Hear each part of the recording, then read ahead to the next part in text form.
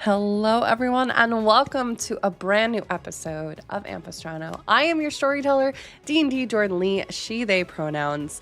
I'm very excited to be here with this phenomenal cast. So let's see. Let's go ahead, since it's been a week or two, and do some introductions. Back after some well-deserved running around and rest, we have Mott's. Hello. Hi, everyone. I'm Mott's. My pronouns are she, they, and I'm playing Listani. I'm so happy to be back. Wonderful. And Fair. After shoving French fries in my mouth because I didn't realize I was on camera. Hi, I'm Fair. My pronouns are she, her, and I'm playing Theodora, whose pronouns are the same. And I'm gonna go back to eating my French fries. Thank you. Okay, enjoy. Welcome on in, everybody. As mentioned, if you would like to support us, please consider heading over to our Patreon and YouTube, which we're also live on YouTube now for this new episode. We also have a Salem here if you're wondering why I keep looking off screen. Salem really wants to help out. So yes, before we dive into today's episode, just as a heads up, we do have some content warnings ahead of the episode itself. Ampistrano may contain intense themes and descriptions, including but not limited to death, darkness, heightened levels of stress, descriptions of injured and slain individuals, ghosts, spirits, monstrous creatures, hallucinations, visions, possession, existential crises, complex and complicated relationships, missing and kidnapped people, grief, regret, and romance. Please stay safe as you travel beyond the veil and prioritize your well-being. And next we have our recap.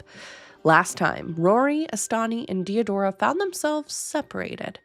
The Shiftweave's gloom swept Theodora into the trials of attunement, a point where she met the scars of the former users and either accepted or failed. Rory, meanwhile, worked to assist the injured Aerie and the enthralled Astani, who found herself being swept into a void. As Clara bid the group farewell along with a gift, the mantle of responsibility and what's at stake weighs heavy. But before we catch up with the group at the inn at Leilon, we are going to take it back a little to see what Astani was experiencing. Oh no. Oh my god.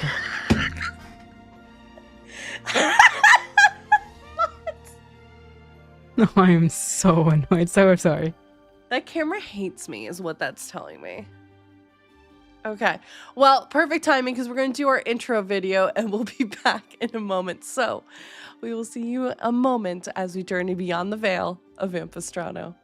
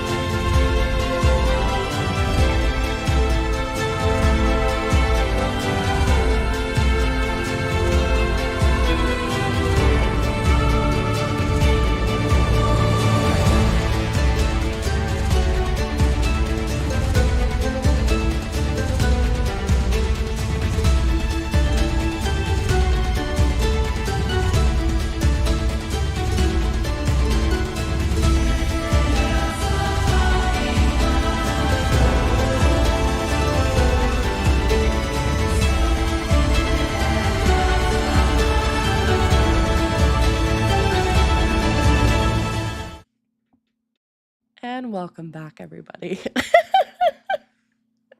Sorry, we were having some shenanigans behind the scenes. So,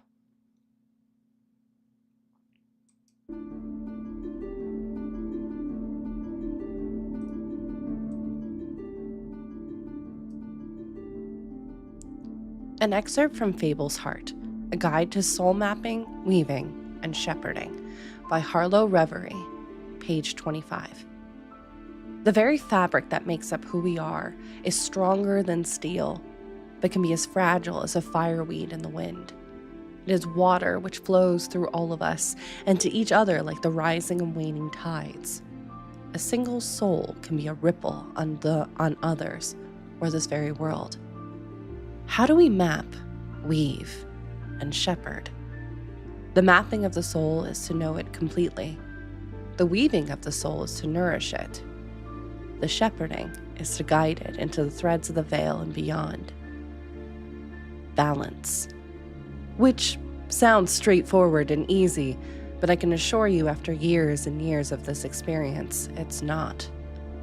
You must be there for them in times when it is the most vulnerable, either from injury or the origin point of where they will head next. This is all done by a simple thread, a shared thread. The thread of the tapestry of the veil itself, which connects you and the veil and them all together. You must be that anchor and compass to carefully guide them, a wind to help a sailboat to shore without losing yourself along the way. Connecting with them and stitching that which may be fractured or hurt through this painful and wonderful process. This must be done without force against the soul itself, as that can cause the presence of a shattering. Astani, you are no longer in that small room. You can feel Deodora's presence as being there, but not quite, being enshrouded by shadows.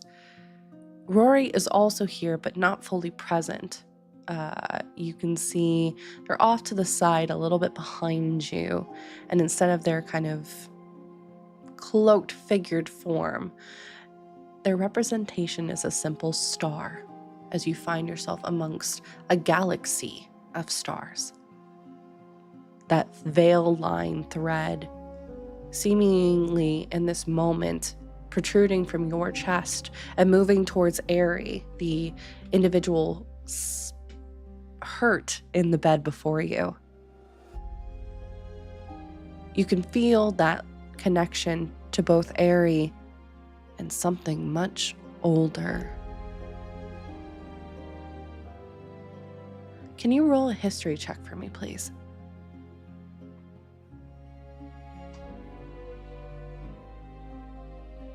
Ooh. 19 plus 3 for a 22. Nice.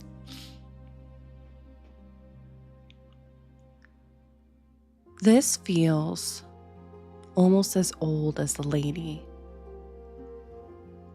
Not as quite as old as the veil itself. The veil was there before the lady was there to properly weave the tapestries.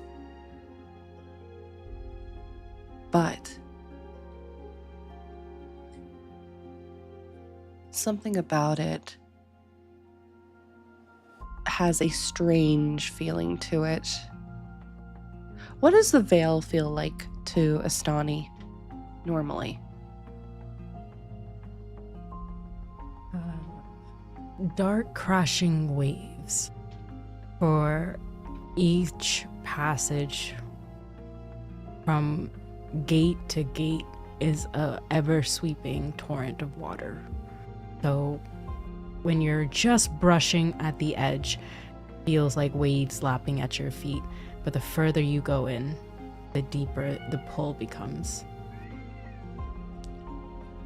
That crashing of waves is there, but the torrent and pull feels almost like a rip current.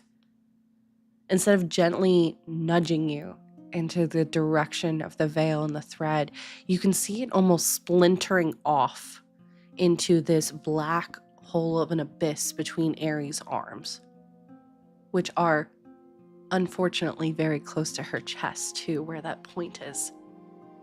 and you can see almost like a firefly in a storm that's splintering of the two forces fighting against each other, of her soul trying to stay flying against the currents, flying against the wind and the storm. But you can see it's flickering, it's waning. And not only that, your thread is now caught up in this mess.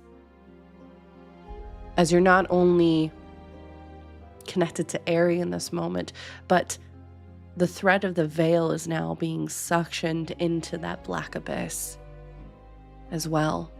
And you can feel you've done soul mapping, you've done soul shepherding, and you've done soul weaving before. In your fledgling years, it was weaving together points of wheat, then a needle and a thread within cloth, to even working with injured animals with the druids around here. This, you can feel that it is pulling at your consciousness, but not only that, of who you are. You get the flood of memories of Aerie's emotions and feelings right now in this moment of an intense hunger, of a pain, of being freezing cold, and latching both onto you and this new thread that's been introduced like a fire in a snowstorm, clinging to life. And you can feel all of that almost oppressively against you, almost overriding who you are, as grains of memory of who you are start to slowly dissipate. You start to, those newfound memories, and indeed the new people that you just met, seem to shrink in size. Why were you here?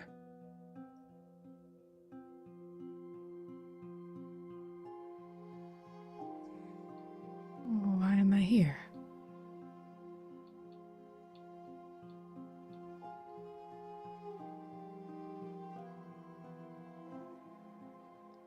Osani is just feels adrift, and there's searching, whether it's for meaning or something, because the veil, though it feels like a torrent, it is through training and practice that they know that stepping onto the ground below and finding your balance is more mental than it is physical. So she asks the question, why am I here? But with conviction to say, you know why you're here, and you're the mind to like bring that reason to the surface. So she's going to just find the stillness. Theodora, they were here. They are close by. And like a lighthouse, they're pulling on that one secure point to recenter themselves. Go ahead, and if you would like to roll, we'll say in this case a spirit check, because you were trying to anchor yourself right now. That's an 8. Okay. You do have inspiration if you want to use your inspiration. That's true. I will use the inspiration. Thank you. I know it's been a bit, so I was like, let me just remind real quick. Sometimes I want to take the bad rolls, but this one I was like, can I? 16. 16. Theodora, as mentioned, is here, but it's almost like the lighthouse that she is having some difficulty piercing through the fog. And it's at this moment Shiftweave pops into your mind. A power you're not as familiar with. It's still relatively new for you. You've definitely heard of it. There is a temple, and you heard Tiny'll mention the Shiftweave clan was essentially in the area. But it's not one that you've had a lot of experience with. You can feel that connection, but it's brittle, but it is holding you there. And you can kind of feel yourself coming back to yourself, almost like waking up from a daydream. But you do feel cold. I need you to take 7 points of spirit damage for me, please.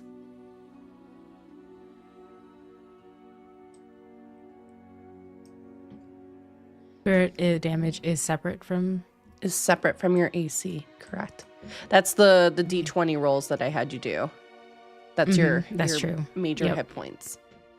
Agreed. Gotcha. Yeah, no worries. 7 points taken. Yep.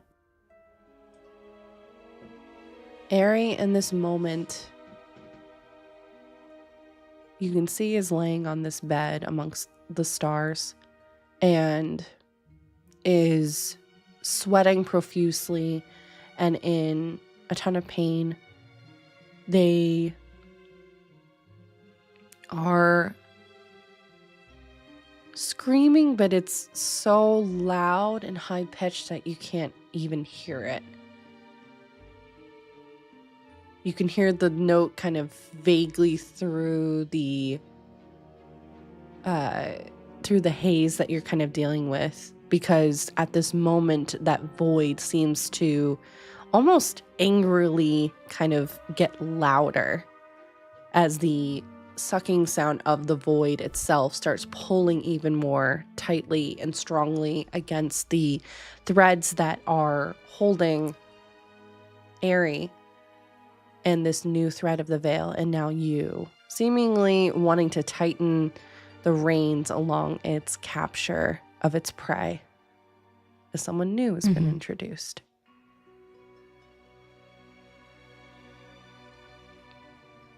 That ancient kind of feeling sends a shiver through your spine. It's almost like a snake kind of slowly closing in on its prey. Venom is very much in and latched onto Ari. And you can see almost like a tail, a little tendril slowly moving out from the void itself to latch onto the thread, connecting the three of you essentially.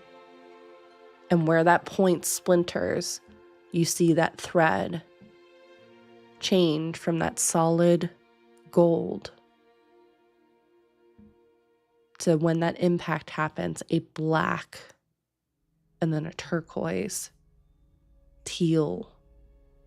The same turquoise teal that you saw earlier this morning.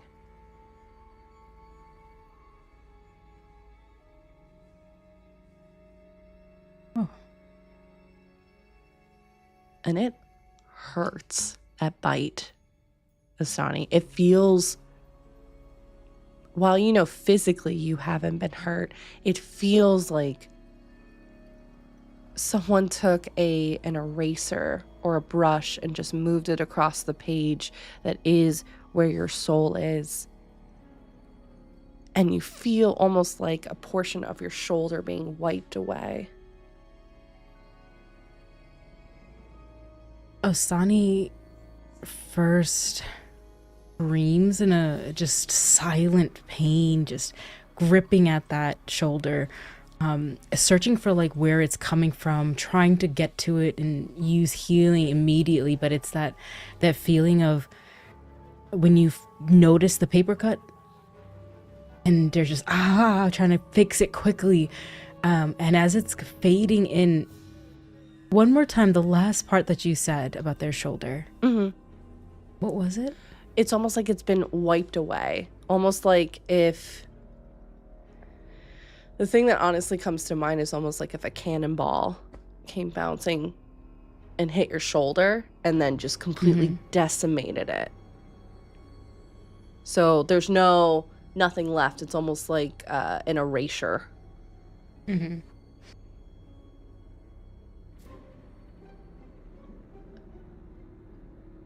They're doing, it's like their face is twitching back and forth between what is real and not. Am I actually losing this? And is this something of me that is deteriorating and dissolving away? Can I do a check to see if this is not Osani's physical representation, but their soul? Yeah.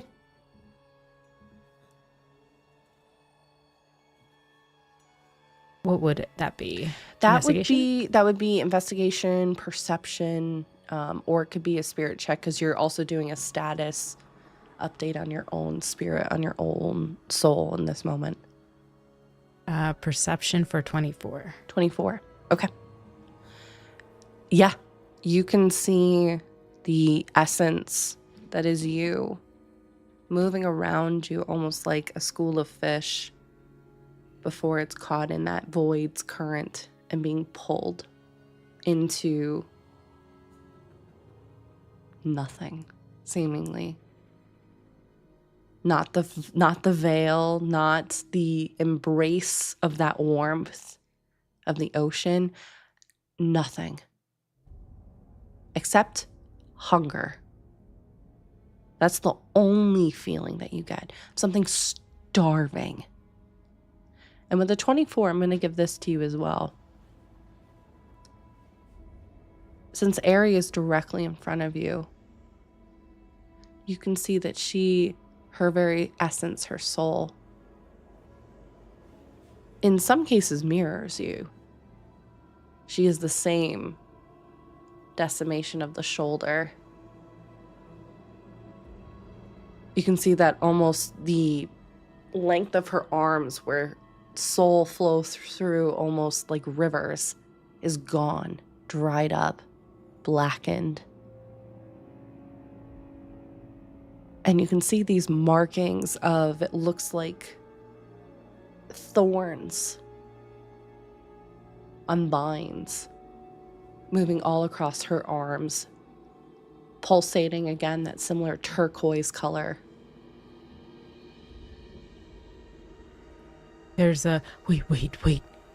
And feeling that hunger, is Ari disappearing to that nothing, to that? Yeah. Is there anything that Osani could do to stop that or pause it? So there is a way you could basically, I'm not going to make you roll for this because you would know. What you need to do is sever that connection somehow.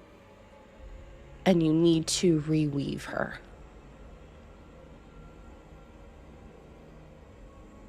Same before when they did the talking to the voice beyond the gate, where they pull a string. They're doing the same thing of knots and weaves and building, like, knitting and crochet. They start going through.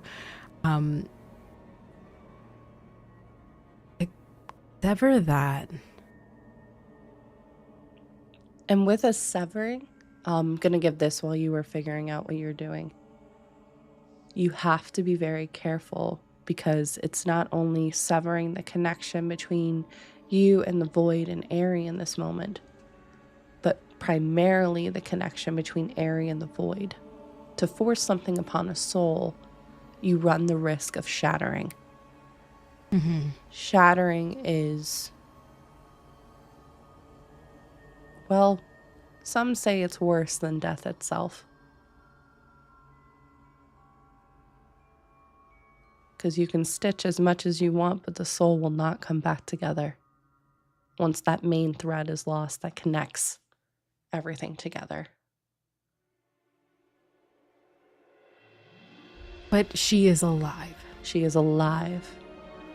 And you can feel Rory is assisting too. There's kind of a gentle, almost cloak moving around your shoulders in this moment as Rory was immediately seeing that you were getting pulled into it, did offer up some of their spiritual aid to assist you. They seem to be very knowledgeable in both spirit magic, but also in this territory as well. So you do feel that kind of warmth, which you didn't realize you were slowly getting colder and colder as the moments passed. I feel like how Osani would see this, because they're in this dark watery like pull from the veil is that everything here is devoid of warmth, and that warm current that kind of comes around them is what they think of like instant flash Rory, because that is life, and like they're moving around them. So that cloak of warmth, they feel it in the water underneath them, and that shiver runs through their spine. They shake it off, and can they get close to Ari, or at least they cast Death Ward. Okay. What does it look like as you're casting Death Ward? Almost the knots that they've been putting together like a net, kind of catching them right before they sink into the waves. And it gives them a measure of protection from death. And that small amount of netting, Osani is thinking, if I can protect your soul from getting further into the waves, then I can work on severing the connection and give me more time. And they're just looking, like almost like flicking back into their mind, back and forth. Their eyes are going back and forth. They don't have something to sever someone else from the void. Could I do Arcana to figure out what that would look like? Because if there's something specific. And I need you to, before that, can you roll a d20? Yeah. And we'll say this is a wisdom save. Because it'll make sense in a minute. Do I roll my wisdom saving throw? Yeah. Roll your wisdom that save. Has a +8 on it. Yep. Cool. I needed that +8 because that is a 10. Okay. You feel the Death Ward starting to manifest. But similar to what you've been experiencing with yourself and Ari, you see as the threads of the Death Ward take place, get sucked into that void, eating up that magic.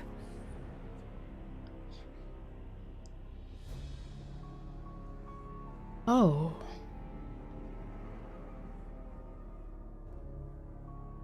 You also, in that moment, see a montage of different images, memories. You're not in this room anymore. You're moving through darkened chambers, a long hallway with cells lining the left and the right. You can hear coughing as you're being led in a line, chains seeming to make their clanging noise as you walk, a single torchlight ahead of you, and a constant grasp on your shoulder. Fingers that are burnt, charred, brittled with red and black markings on them as you're being pulled into a chamber ahead. Guards on either side, but these guards twisted, helmets seeming to be fused to the armor itself with rotted faces, red eyes, bulking, the armor itself maybe being taller than you. But you're not in your body. You are in Ares' body in this moment. You can see with the armor as well, they have these bracers that from the sides of it pull a large, almost axe for them to just swing along with their sword, an added lethal measure. At this moment, the carvings are on your arm, or the tattoos rather, of the thorns and the vines. But you, in this moment, you have full range of your hands.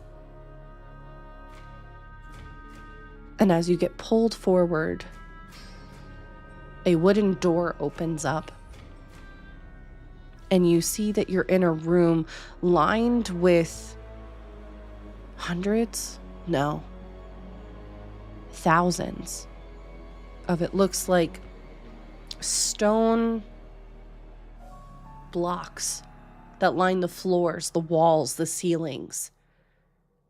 And you can see faintly the image of various people wearing clothes from all over. Not just distinctly Jorix, not just distinctly even the north of Ampistrano, from all over, but beyond that, different times.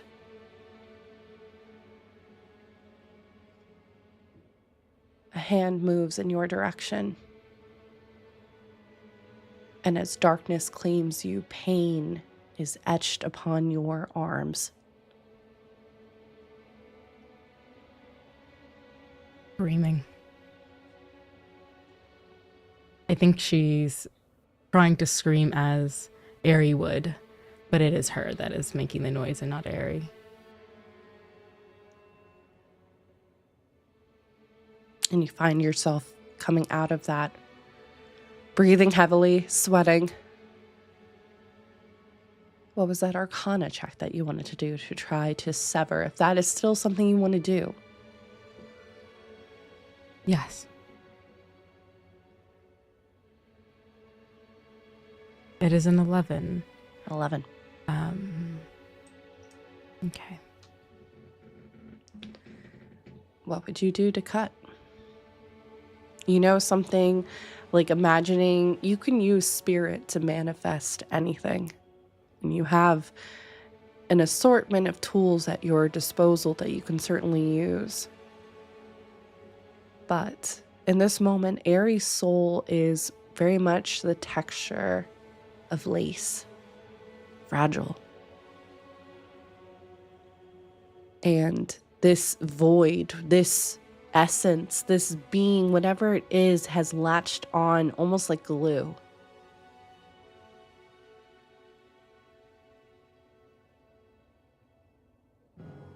It's doable. Mm-hmm. What would be the tool that Astani most often uses in these processes of essentially severing and reweaving? You haven't had to do a severing before, but you have done you've done reweaving a dozen times. With her, with the sisters, and with the other wardens, the other members,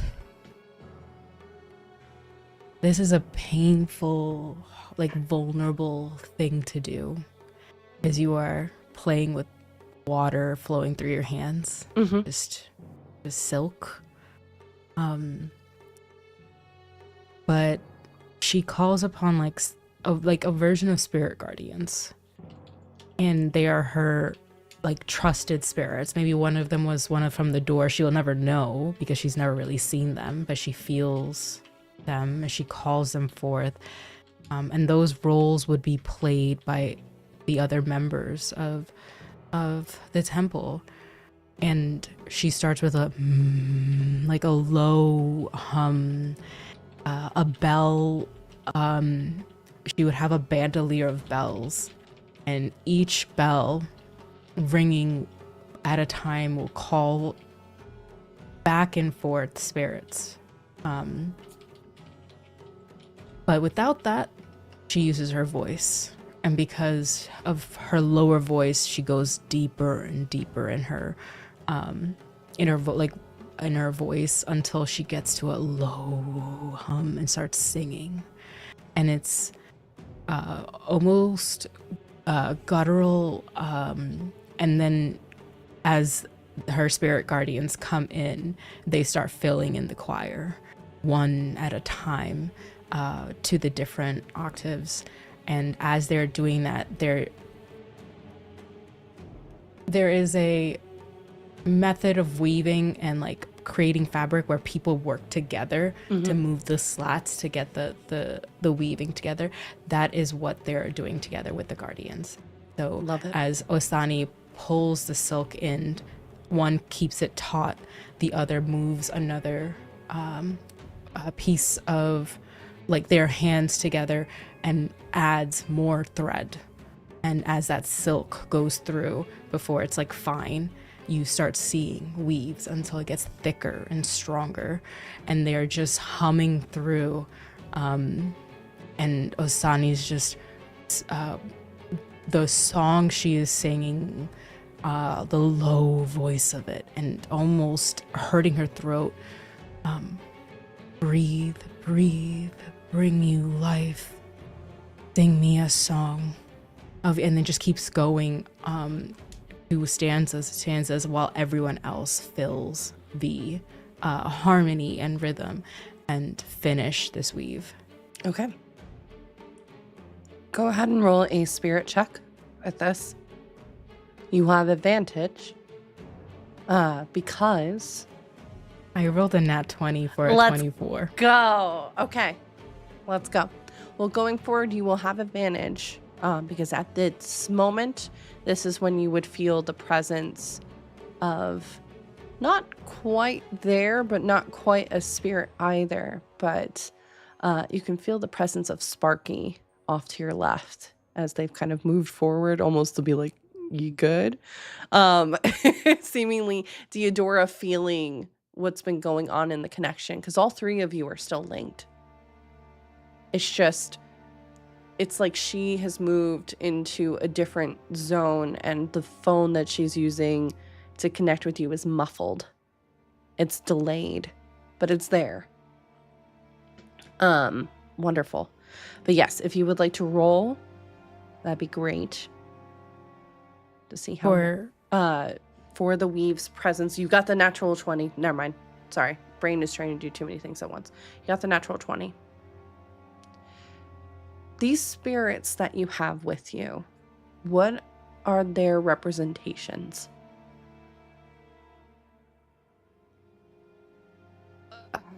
There's a word for it, but they're just, it's a better word than archetypes or something. They're like personas of a mask figure, femme figure, just lessons. Sure. Either Osani connect to. I think every person who follows the lady has different guardians who they call to as pillars of who they are, as their like part of their identity. That built this personality, this way, whatever, and that calls to them.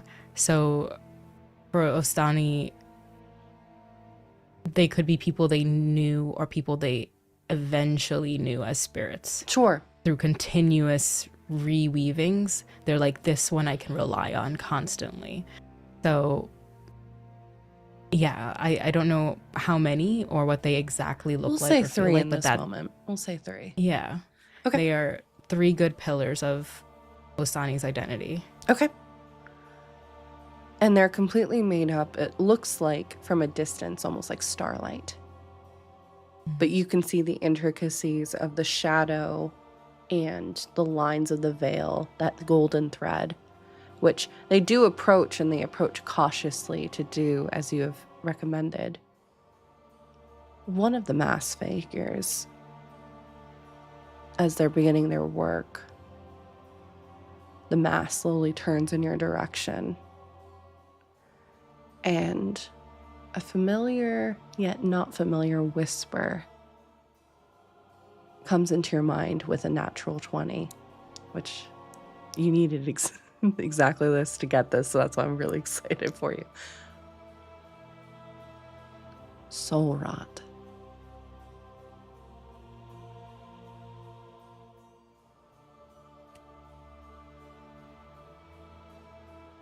Are you warning me? Or threatening me? Doesn't seem like they're warning, or, well, maybe they are warning. It's not threatening in any way. They are helping you. They are helping Ari. It seems like they are almost giving you a diagnosis of the problem. As soon as it clicks, they turn to Ari.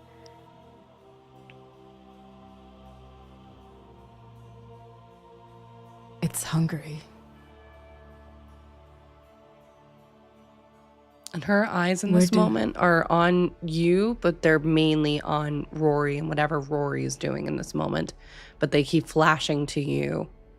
Because you can tell Rory is doing something, but because you're so locked in on what you're currently doing, it's hard to kind of tell. The layers of the veil, while both of you can be present within it and using spirit magic, it's also like you're on completely different rooms. So what Rory is doing is almost encased by like a curtain, and you can just see the shadow as it moves through, as even the presence of Shiftweave is carrying through, as Theodora and now Sparky are also here assisting. But Soul Rot pops into your mind. And with a natural 20, this is something that happened long ago, but not necessarily was cured, it just stopped occurring. But it was incredibly lethal. Once inflicted, typically the individual only had a manner of, if they were a very strong soul, a couple of weeks, to one such soul that had been worn away, a couple of hours.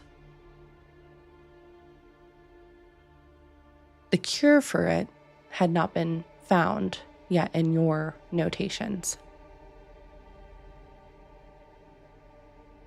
If it stopped occurring, did it stop due to like an effect of a vaccine where multiple people were helped in a way or protected in a way, and now the protections are reducing? Or is that something that like we don't know? I would say don't know. It's quite possible a vaccine was made and just that knowledge, like you're thinking of like your third year of fledgling like knowledge in a seminar about this, of like diseases and injuries of the soul, for instance, 205.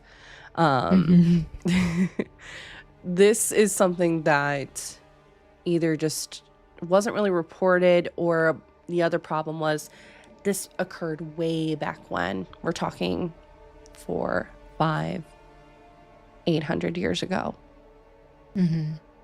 And back then things weren't as well documented as they are today. So it's very possible it was still going on, just maybe not getting reported. Or yes, it had indeed been fixed. And they're thinking of vaccine as like a spiritual way compared, in contrast to how Rory would see it, right? So they are thinking of like spiritual protections and what maybe over the years that people have done. So if there's been time since they were a fledgling, and this is happening again. Are there people that have studied this or have lived not 800 years, but like have lived long enough lives where they could have studied this in this? Yeah. That Osani would know? Not that Astani would know currently. We'll there say are books then. Yes, there. I'm not going to say no. Sorry, but there She's are. a nerd, so let's be honest. No, I picked up on that. So yes, it is very possible. With Jorix at your disposal, with the erudite quarter at your disposal, there is libraries from the different colleges. You can talk to the druids. It's also very possible now you have this connection with Theodora and the Shiftweave tribe. They might have some information about it, as well as these newfound adventurers you've made friends with that seem to, based off of the meeting you had with Tyneal, have some knowledge about how this all works. So it's very possible they hold the key as well. Ostani nods back to the spirit guardian, and flashes of what their thoughts are coming together of the Shiftweave tribe, Theodora, the library, the druids, the group, the can't remember the spell that protected us, but it's very visual to Ostania as like a bubble around everyone, right? They flash that to the spirit guardian and ask, when they're thinking of the library or the tribe or the druids, it's like a spotlight going through the books or the people, and they're all like blank faces, and it's like the spotlight's looking, and they direct this at the spirit guardian. Help me find the rest of the puzzle. But for now, thank you. And they will like bow in respect for helping them with Aerie. And you see as they've never stopped working, the mass that had been turned towards you, connecting for that moment, very silently turning back to their work, like almost like a sewing circle. And you can see where the rotted, dead portions of Aerie's soul are slowly being unwound. That void is still there. It has not disappeared.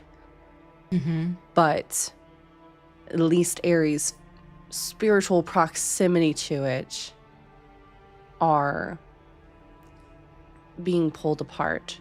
You can also see the flicker, the main portion of Aerie's soul. Again, that firefly that's been moving in the wind as they are stitching almost this small kind of, looks like a butterfly cage almost, to kind of help push it away as they are slowly reweaving. But you can see even with that roll, each new thread immediately starts getting sucked into the void itself as they are very carefully unraveling Aerie's portion of this. It won't stop it entirely, but it will definitely assist. It will give you some time. It will give Aerie some time. But your connection to the void is still pretty strong too.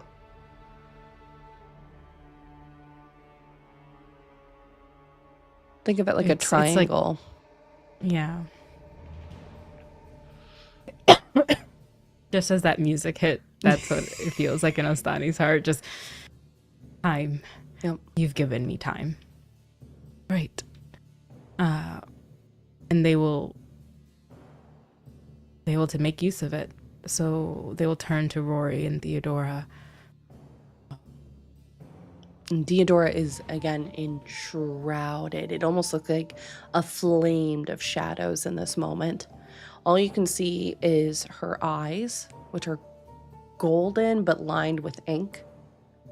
As, again, you're in this kind of spirit essence. Unless you are pulling yourself out of it and going back into, into the real world. But she's there, but not. Rory's a bit closer. You can see him. You can see relatively what he's doing. But in this moment, you are largely on your own. You can feel those presences.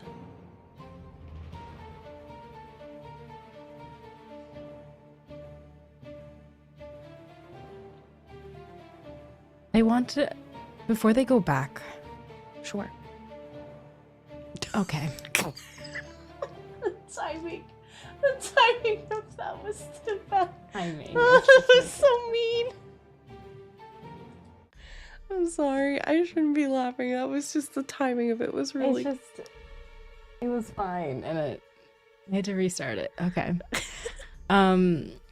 It's not even the chord anymore. That didn't work before. Anyway, they would like to. It's as if like they're looking at the warmth that is Rory and Theodora before they have to go back. They're doing like, and then like a tilt, like a cat, or like how Sokka would, or Sakali, of you also have the rot following you.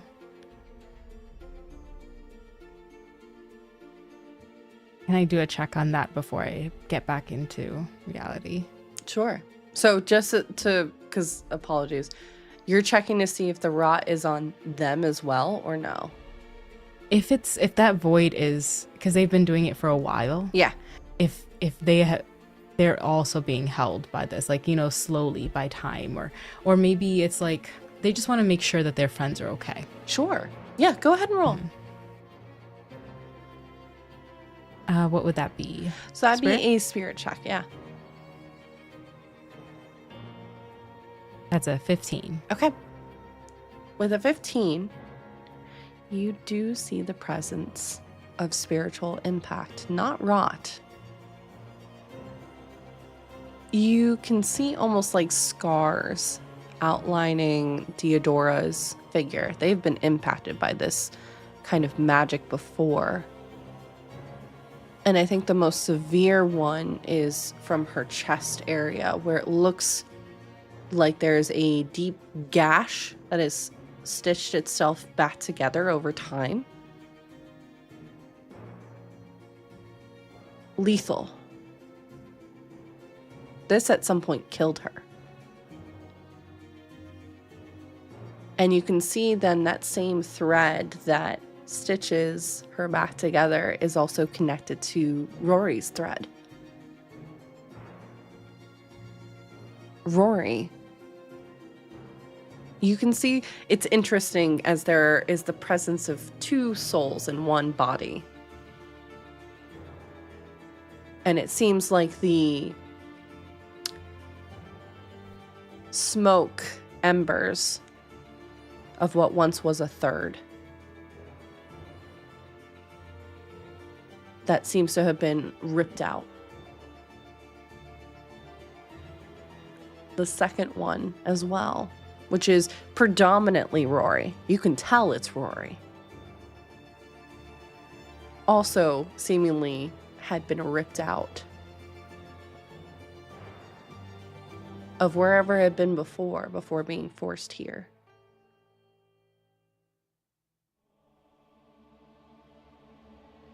Soul rot isn't present,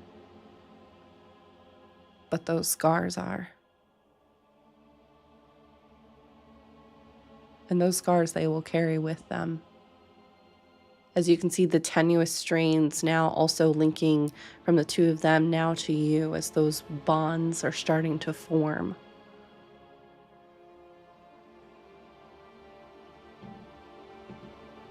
They kind of almost grab at the bonds like rope and water to kind of, you know, pull back to the two of them.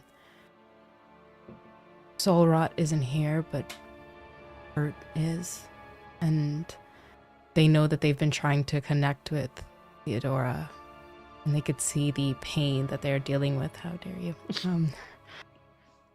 And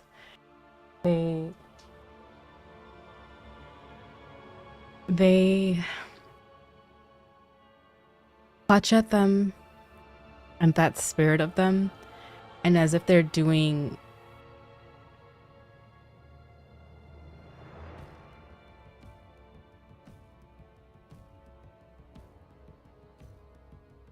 they like almost over their chest where the scar is, they do like a writing and do glyph of warding.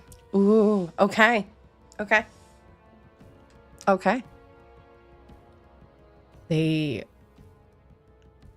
a very long spell, so I will read through it. But what they're essentially doing is protecting the soul heart of this new friend that they've met. Yeah. To say that, like, I cannot, they're saying it out loud to this spirit.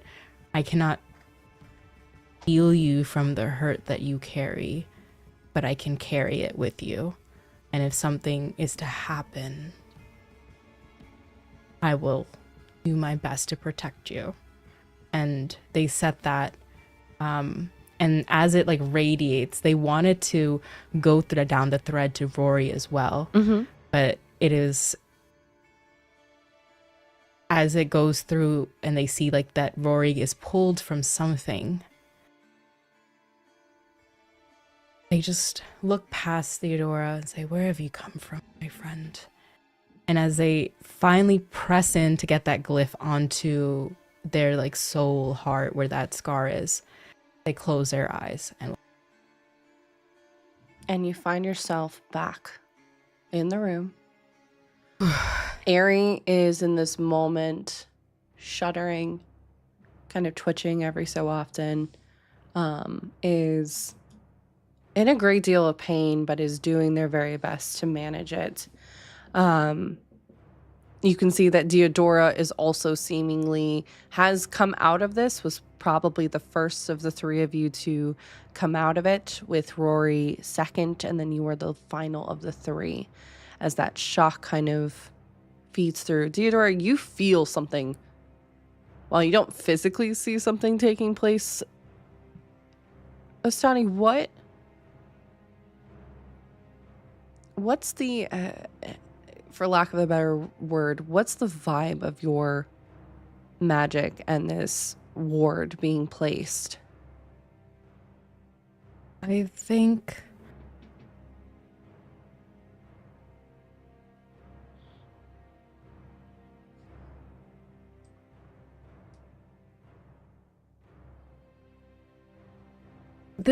I think the feeling of like you're not in limbo, but like you're just kind of held. Yeah. It's like just this unknown feeling of like, I can, yeah, I think when they wake up or that glyph kind of comes in, there's just, it's not heavy, but there's a weight, some like a support underneath rather than a weight above.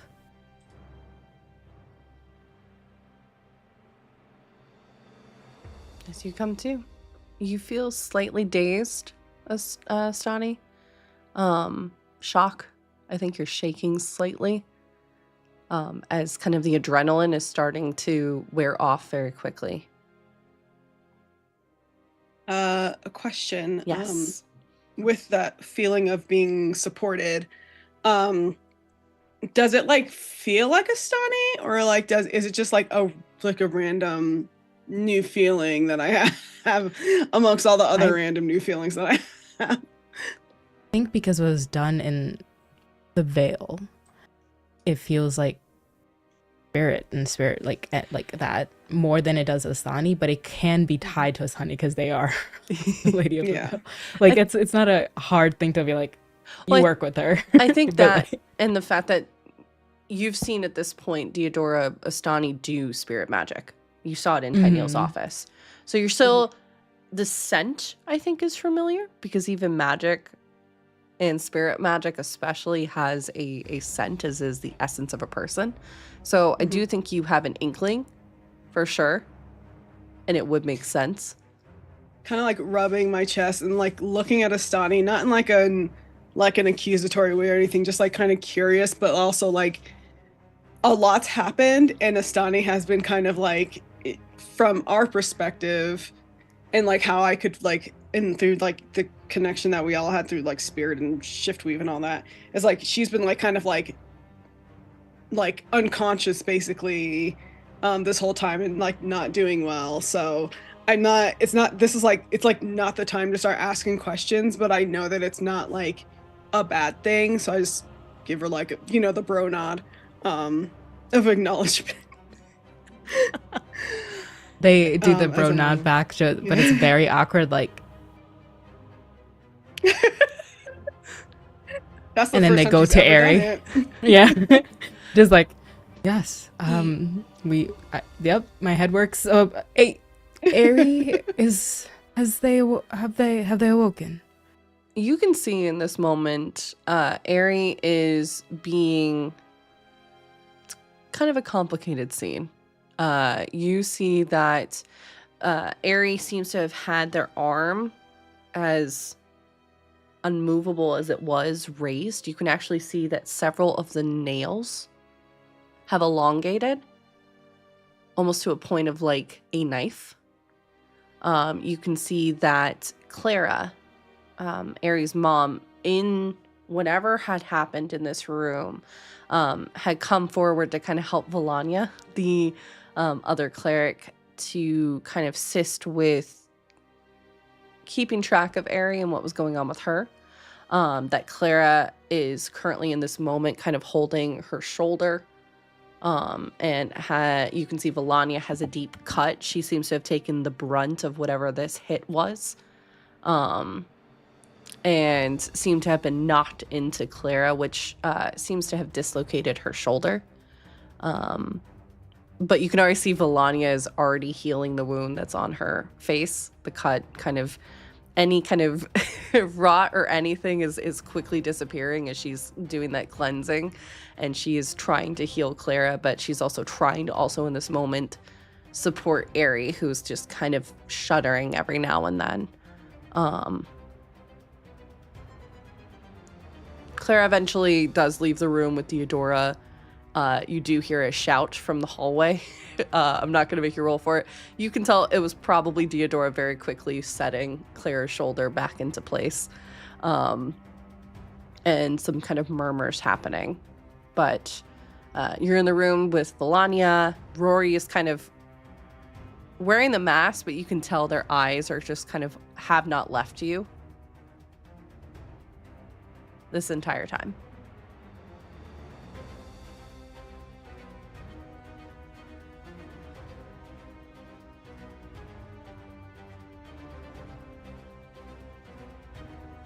I think Rastani is just nervous, kind of ready to talk about what happened.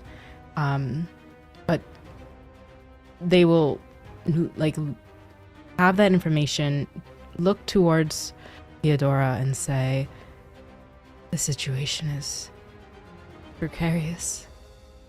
Barely have time to save this one's life, this one's soul. It's coming together, but as soon as the knots are made, they're being undone by the void. And all I felt, Theodora, all I felt was hunger. And I've studied this. It has happened before. There are people who we could talk to. I don't know if there is a cure, but it stopped occurring for a while, a long while. Maybe it was quiet or hidden, or no one to write about it, but or maybe there's no the people end behind it. We're just biding their time. Oh, that makes me terrified. If there's no embrace of the lady at the end, where did they go? It is, even its name, soul rot. We are losing them.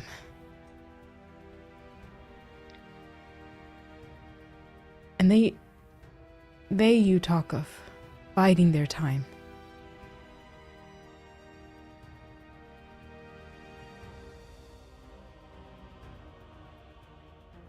They probably have been at it for a long, long time.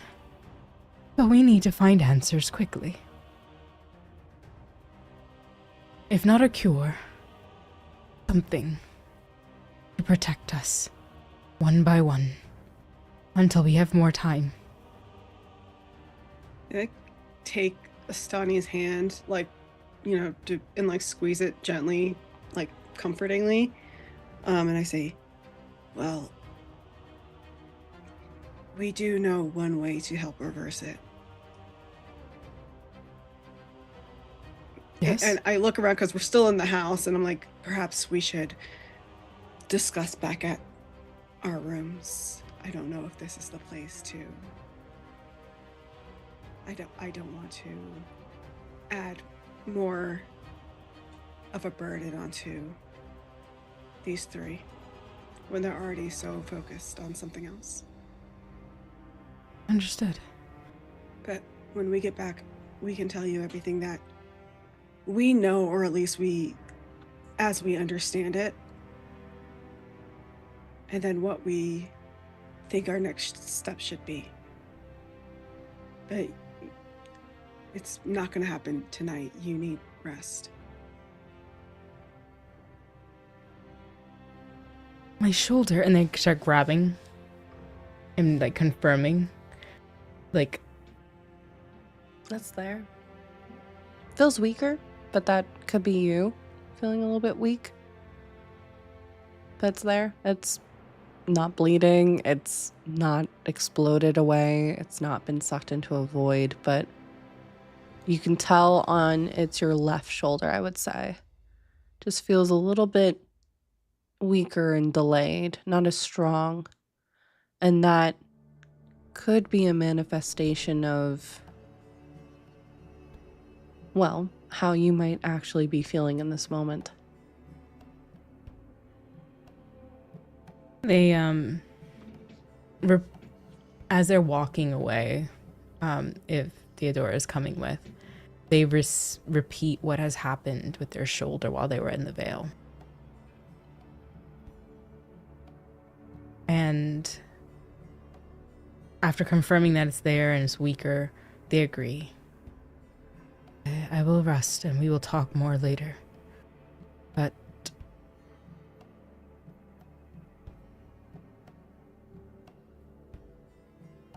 I'm scared that we will not have enough time.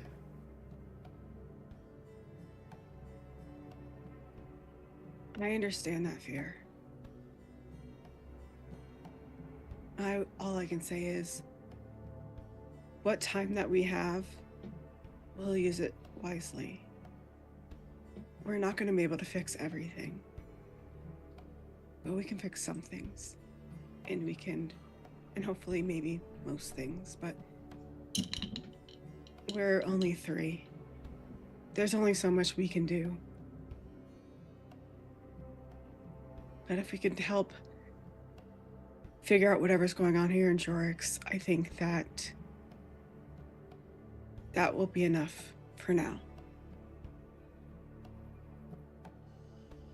They accept the words "enough for now," and they will retreat and to just go back to their rooms.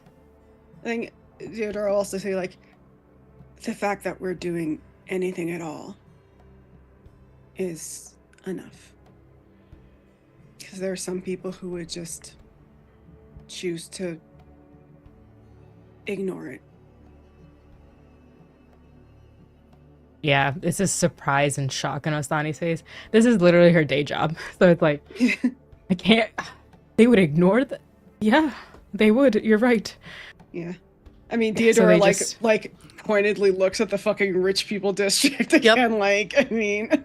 Yeah, same look of like them. Oh, yes. Yeah, I see. Which Them. Astani, in the kitchen of Aries' house, there is a perfect view of the castle in the distance on the hill, as you're just surrounded by these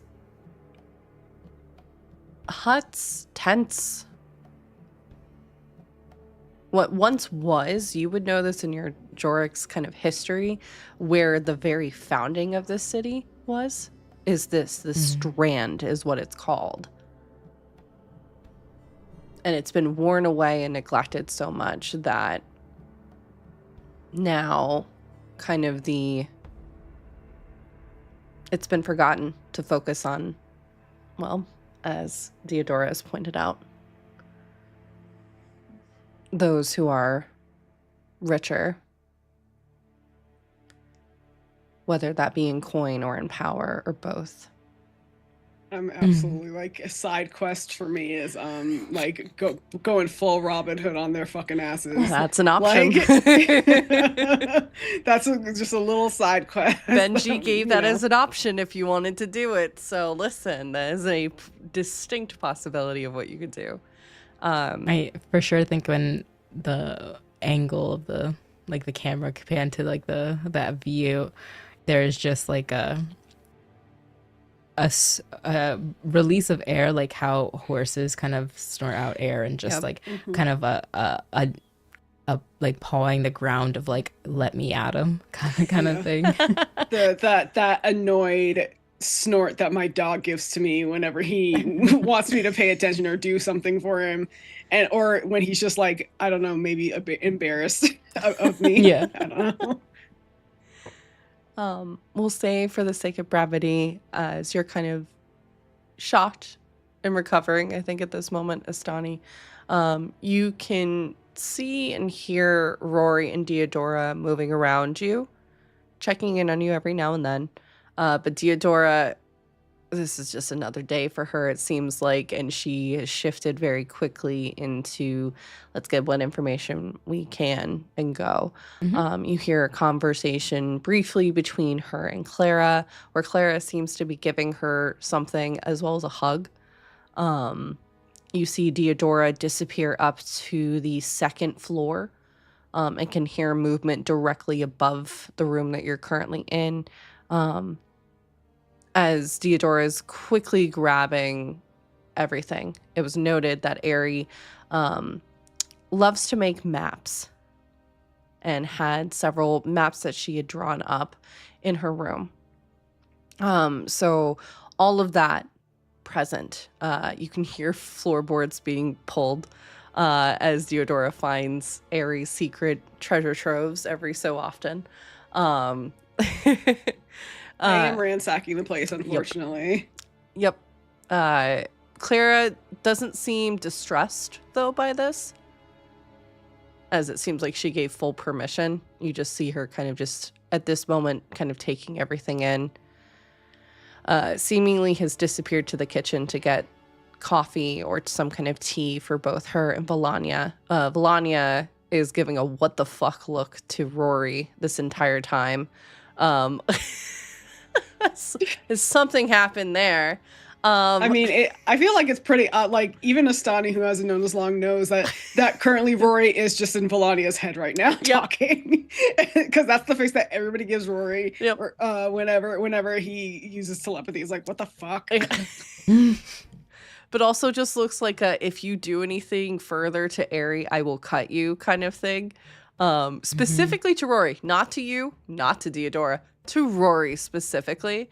So you would know to this Astani, she is one that, for better or for the worse, she holds on to grudges. So if you get onto her bad side, she will not be forgiving you anytime soon.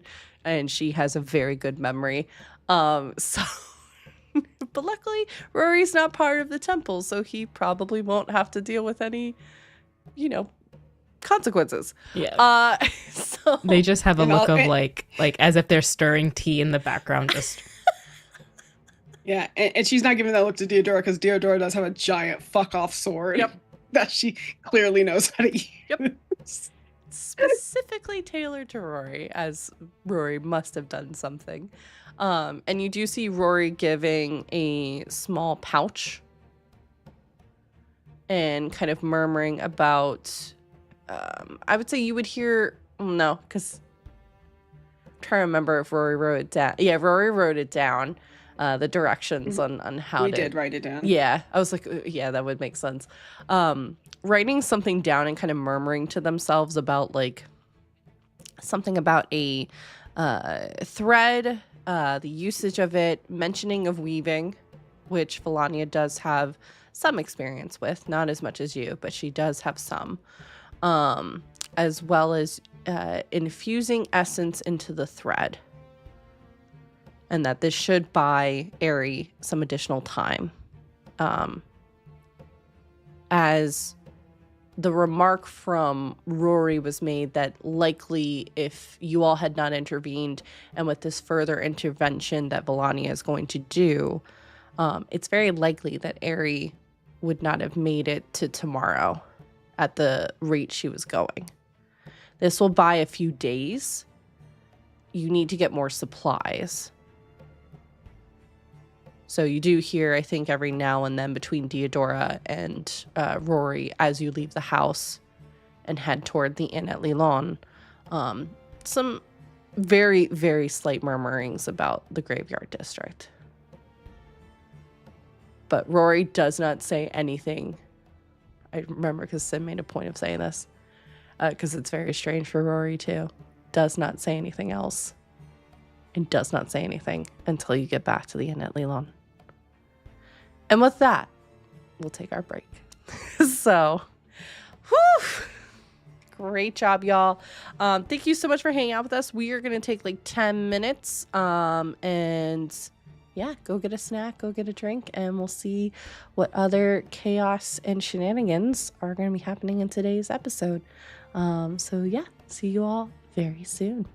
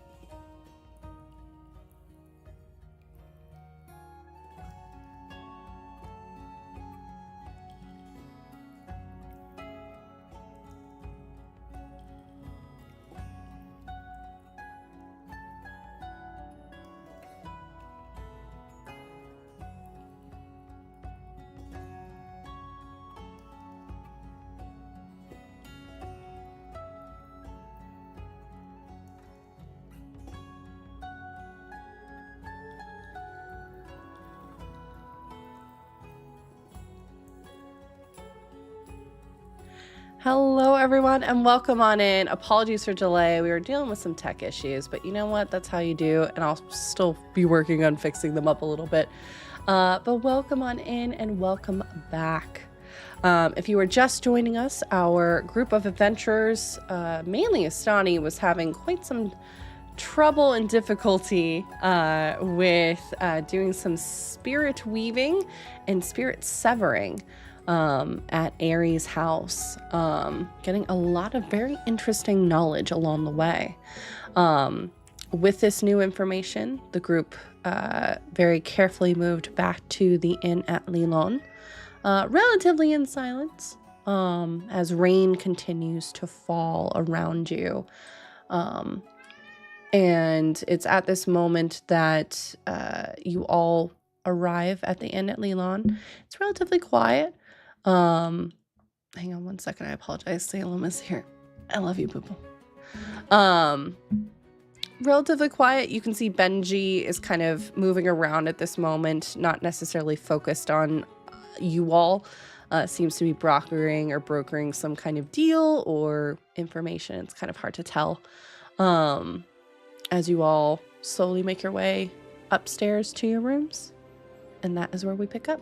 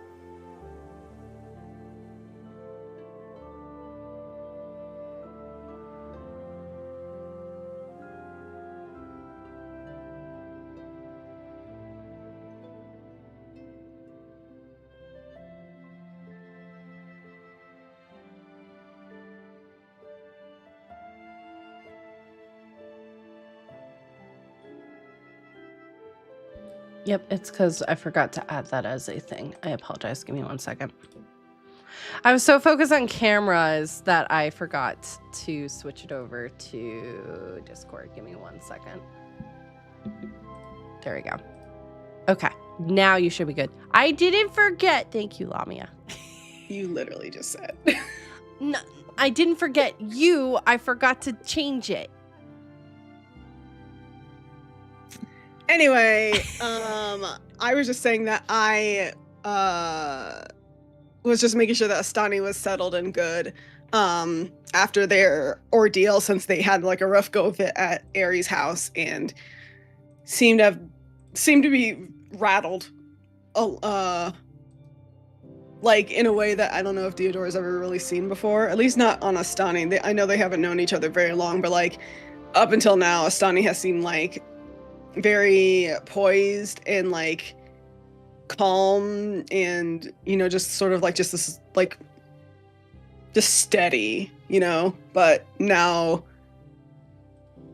there's like, and rightfully so, like fear on Astani's like face and in like the way that her voice shakes a little bit. So yeah, I think that's what Theodora's doing as soon as they get back into the room. I think their David. Osani is up, just rested, and even though they're adventuring, that the robe they're wearing is like beautiful and beaded and like has embroidery, and it's just like almost that like waterfall fabric, and they're just well, and they're stirring some tea. Great. And as soon as they say that, that stillness returns. They are now like back at a place of safety. So when they see you, they are just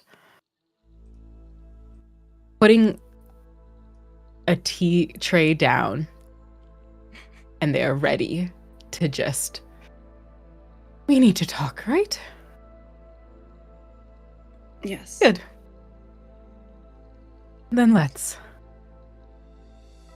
Oh, cheeses. I cut up some fruit. I didn't know what you like, but they all synergize well. Oh, you know what? I eat just about anything, so thank you.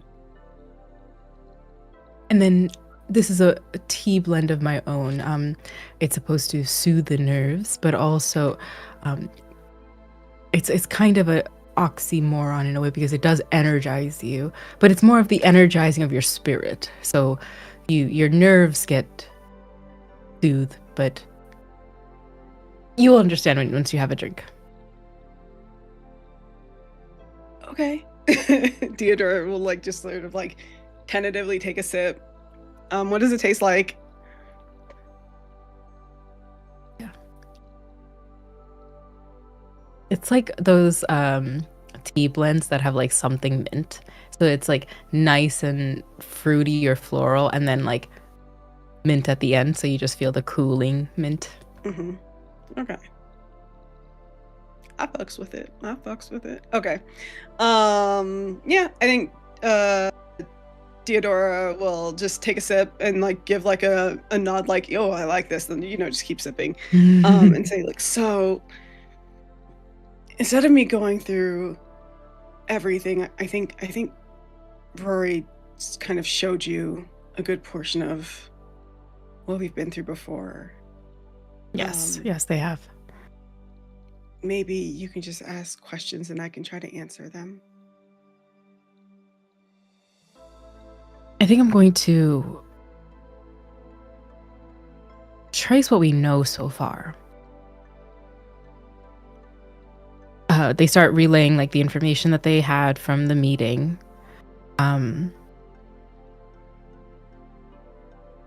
What would be the best way to tackle this is my next question. And this is not for you to answer, it's just for us to ponder on. We could look for something that cures this. That is something very hard to do. That is the greatest fix to this solution.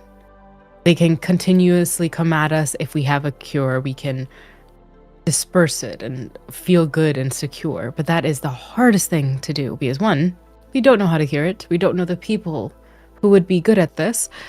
And it would require possibly anyone who could weave and work in the veil, or Rory and their expertise. It's too much of a grand solution for it to be the only solution. I agree. My next and go ahead. Yes. No. I was just gonna say, the one solution that we have, I don't know. I don't think it's very sustainable. Some of the ingredients that it requires are hard to come by, and who knows how many of it is in the world. The threat of a bone weaver spider, which, according to Clara and Valenia, there are some in the graveyard district. But I agree that it's not sustainable in the long run. We need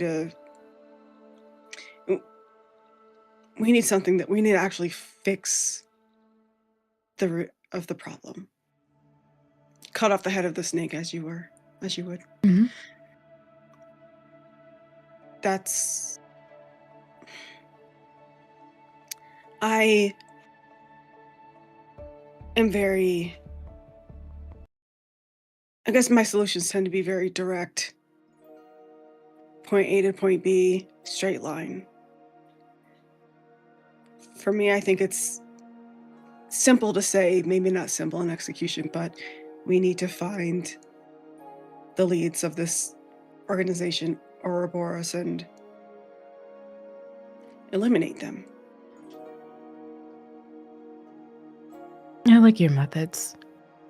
I have seen every problem that has arrived before me, whether while I was working as a healer or now with the lady. I feel like we are all connected in this invisible thread. And no matter how much we pretend day in and day out that our actions do not affect the other, I believe it ripples out. When I see a problem, I think of it as a loose knot in a knitted fabric. You have to go back and unwind everything, get it back together, and start it anew. And that is hard work, but it makes the structure stronger at the end. So I like the direct method because this is very scary. I have never seen a soul rot to nothing, and not the embrace of a lady. So, even though it is not the sustainable path, what do you say to going to the graveyard district and getting more of those ingredients? Have some on our side. Yes, that is the plan. We gave Valenia what little we had from a previous similar encounter, but it's only enough to arrest the symptoms, not to completely cure them. There's also the matter of, while Rory was, I guess, communicating with Ari, saw some glimpses that pointed us in the direction of the graveyard district anyway, as to where she came from, where she was taken to, maybe held.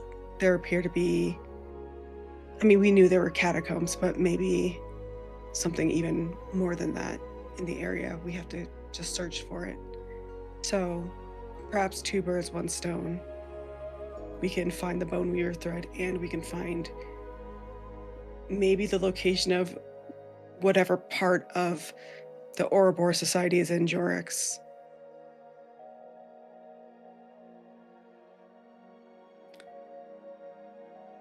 I understand your fear. We have seen a lot of these things, and it's scary. I will admit that. It is a scary thing to encounter and to feel something that you always thought was safe inside of you be targeted. I've seen people have their spirits fully removed from their bodies. I've seen them be changed by the rot and transformed into literal creatures. It's not easy.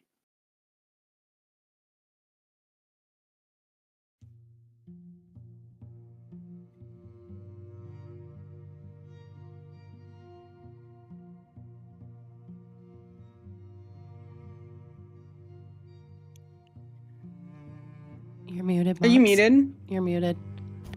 Yeah, sorry.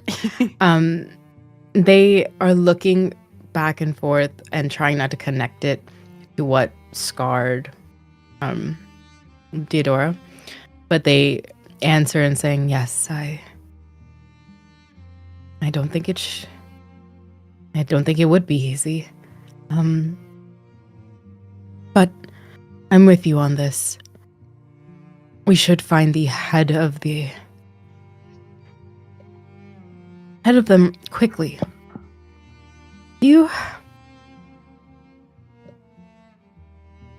I feel like we need to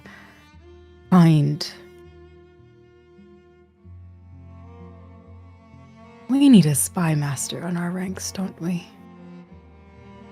Someone to kind of search for us the information we need.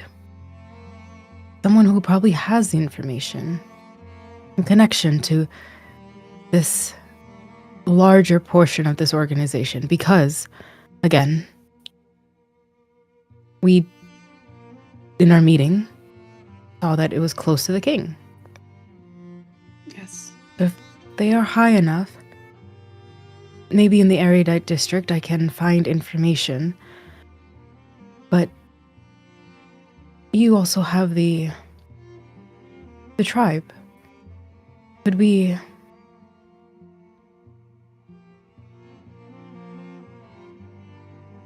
We need numbers on our side.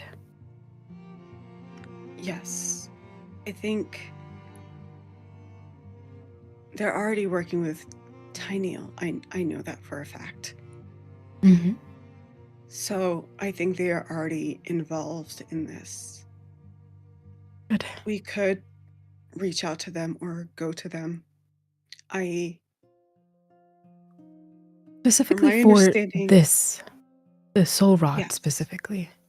And if they know from their knowledge and what they have carried, because what I've studied does not cover a lot, but there are many books and many books written by different authors. So if there's one who knows of this consistently reoccurring, or maybe it did stop for a bit, that's what I'm looking for. Someone who knows information about this. When it happened hundreds of years ago. Mhm. When it happened hundreds of years ago, yes. The tribe was also involved back then as well. It is one of the reasons why we now roam. We used to be, we weren't always nomadic. But in order to keep some secrets safe, we chose to keep moving so that nobody could pin us down to one location. I don't know of any books specifically, but my brother probably does. Or my grandma. Books could be word of mouth as well. And I would love to hear from them. I mean, I never learned to read because it just wasn't something that I felt that I needed. But not everybody is like me. There are people in the tribe who read. I just chose to learn in other ways. Like Indigo knows how to read. They And write. are like putting to get the platter in front of them, and they make like a different mix of like toasted bread, cheese, and like salami, and like another variation with like an olive and like stuff like that. And they just put it forth and say, whatever method, all of them useful for learning. I just want to know what people maybe are holding in their heads, told their children, but never written down. Because soul rot is detrimental to not only my work, but our existence. And it has to have touched more than just books. It has to have... Why do I feel like it could be something people fear? Or told children at bedtime, you know? Something... It feels too big. A void that takes you out forever. I don't know. Anyway. I mean, yeah, it's a fairy tale with a bad ending. Mm-hmm. But somebody who also might know some things is here with us. So he's a bit quiet. But Rory was here when the void first showed up in this world.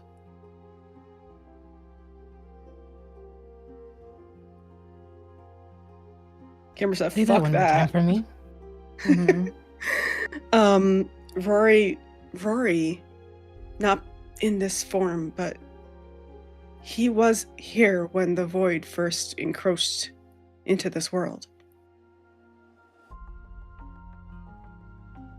They're holding the teacup as you were saying that, and their eyes like flick up like over the rim. Yo, kind of shady. Like, Is they're thinking of in the veil when they were like pulled from something, and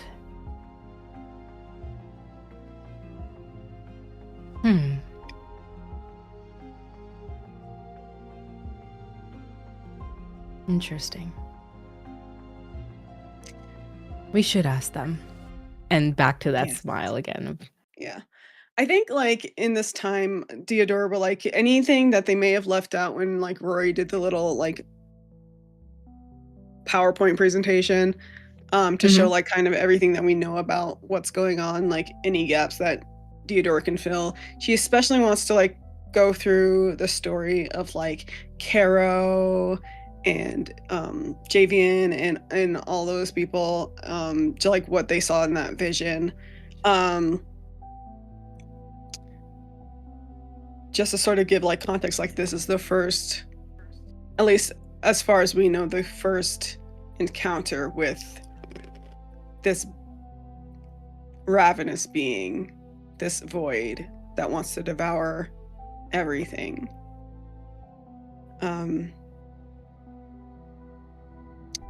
And also, she'll pause for a moment and say, when we were at Ares,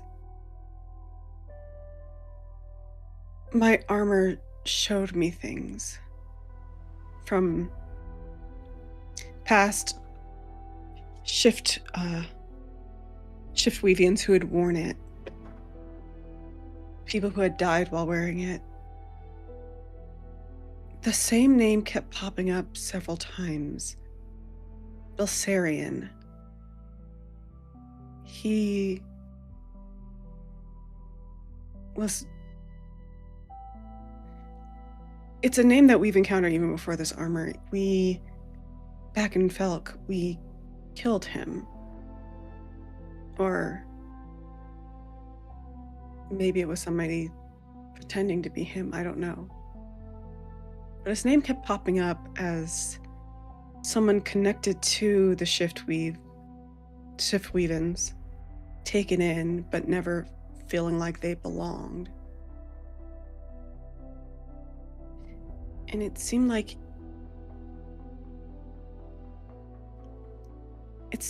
he started targeting anybody who wore this armor, or somebody in his stead was targeting people wearing this armor.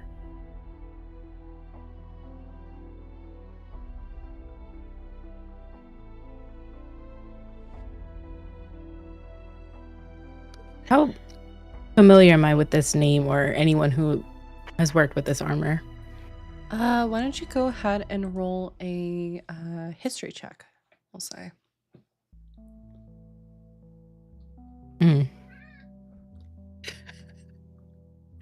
I don't like that. So how can I add points to this? Let me see. If you're approaching it with a history check, if you're approaching it of wondering of what of maybe your spirit education you've gotten, you can certainly add your spirit points to it as well. Of like what you learned as a fledgling back at the temple, if anything. Hi, baby. If you've experienced anything, if anything's been mentioned, those would be kind of the ability to use then the spirit points. Otherwise, unless you guidance yourself or something, there's not really anything else that you could maybe add.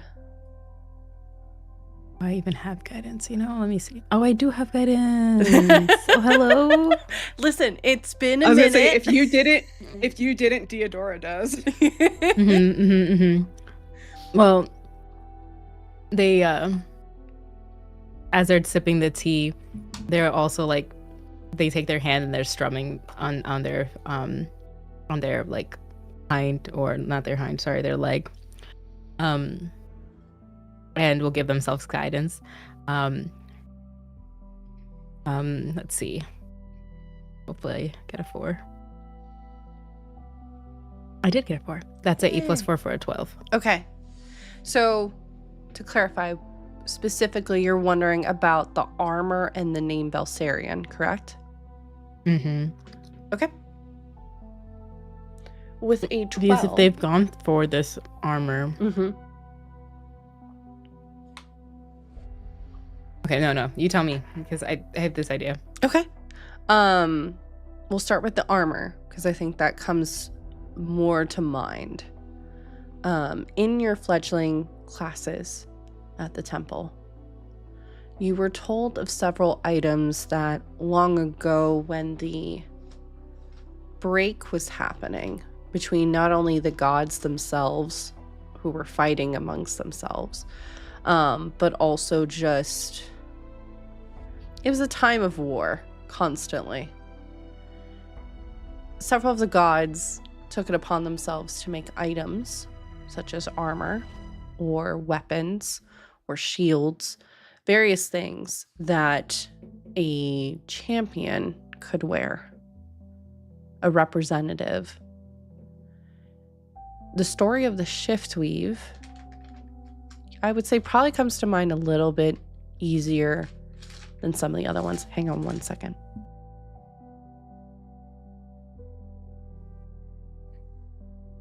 Sorry, someone decided they wanted to do some filing right now.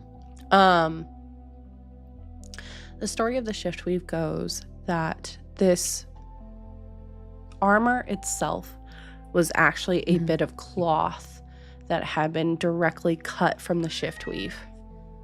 And through time and its many wearers has been forged into this armor. It started off as cloth. But because of its users, its wearers needing it to be something more, it fused and changed with shadow and with time and that knowledge. And I've said it before, I will continue to say it again, but what is the greatest marker of time but shadow itself? All of those memories became imbued in the armor itself. And like a ripple effect changed it.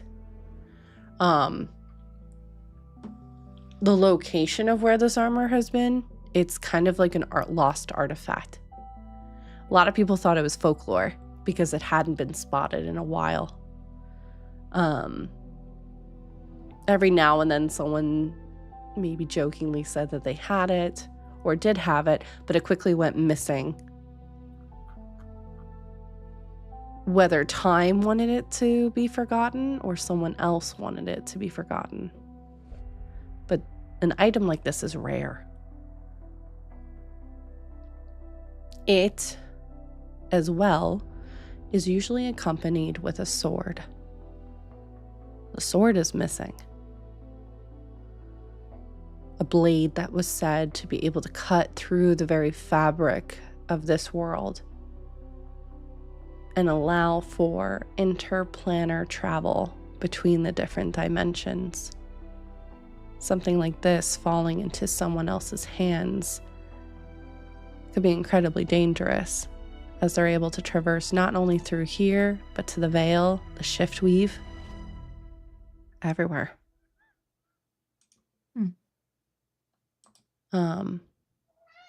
With the name Belsarion,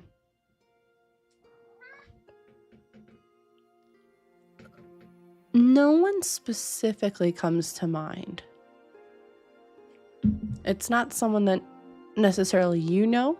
It was, again, kind of referenced in a history book about a druid that was living in Illipin at the time, as well as Vibran, which are west of Jorix. Jorix is the easternmost city of Ampistrano. Illipin is known as the neck, because it sits on a series of rivers that connect the north to the south, east to west. So to control Illipin is to control the neck, basically. And then Vibran is further to the west in the Genora wetlands, which is a very remote kind of area. And was known to have taken up time in Vibran, spent some time in Illipin, had been doing a ton of research into plants specifically and how to bring plants back to life without the use of a revivify spell, just because revivify doesn't really work on plants. Mm-hmm. So there was a large discussion and a lot of concern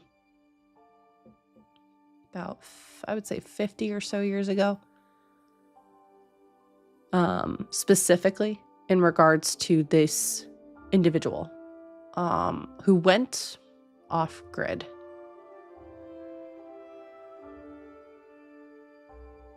There have been reported possible sightings, but kind of difficult as each sighting of them was very different than how they had appeared the last time in like the original sketch, right? Like if they were a person of interest with like the sketch of who that is, that seemed to shift and change pretty drastically every time that they were noticed. I have a question. Yeah. That I just realized this. I said the name Felk. When I say that, does Astani even like hear it? It sounds like a different language. Okay. Not because I realized that I think I'm bound to not speak about it. You are the keepers, so to speak, of Felk, but as you've mentioned, if you trust a person enough, you're willing to share that information. It sounds like a combination of languages to you, Astani. Okay. A mixture of celestial, a mixture of something else that you're not quite familiar with, although you've heard Rory murmur it every now and then.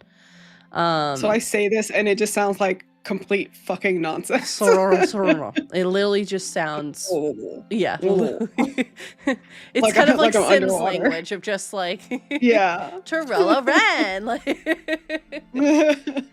just a bunch of different, you get, I would say, two essences of like, let's see, aberration, abyssal. Like it literally sounds like 5 different dialects that have all been kind of combined together. Just if overstimulation was a language. Pretty much. Pretty much. Yeah, I think on Asani's face is just, oh, and like too much is happening at one time. This okay. I will say, I think the conversation pops up, and Rory can tell me later if they disagree with this, but I think Rory, knowing Rory, would bring up the information about, which I think pairs well with the soul rot that you were talking about, Astani, in regards to the fact that it seemed like a spell, because I think, Fair, you heard this, / Theodora heard this too. It seemed like a spell had been tried on Aerie.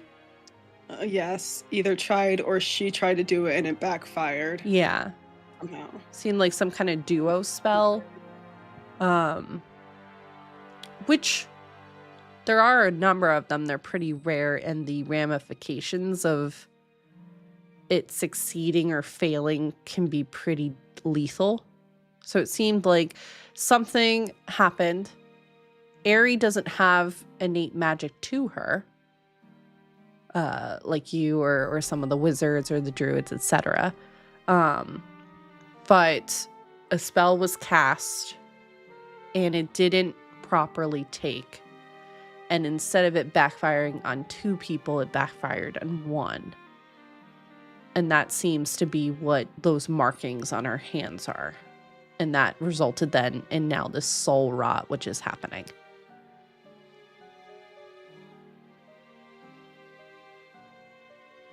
Which I would say, again, these spells are out there in the world, but they're pretty rare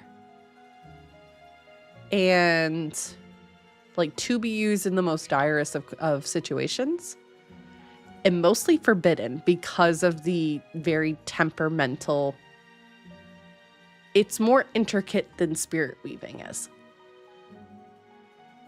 It's essentially like you're doing calculus, statistics, and chemistry all at the same time.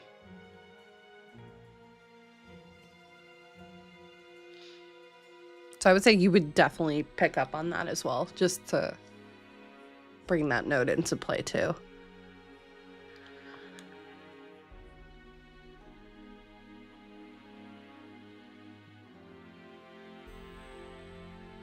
What's Astani's reaction to that?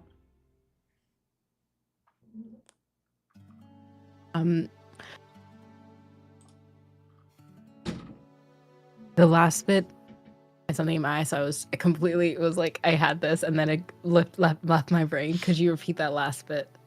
Sorry, what part did you lose? Oh, that's What even part did you harder. hear up to, rather?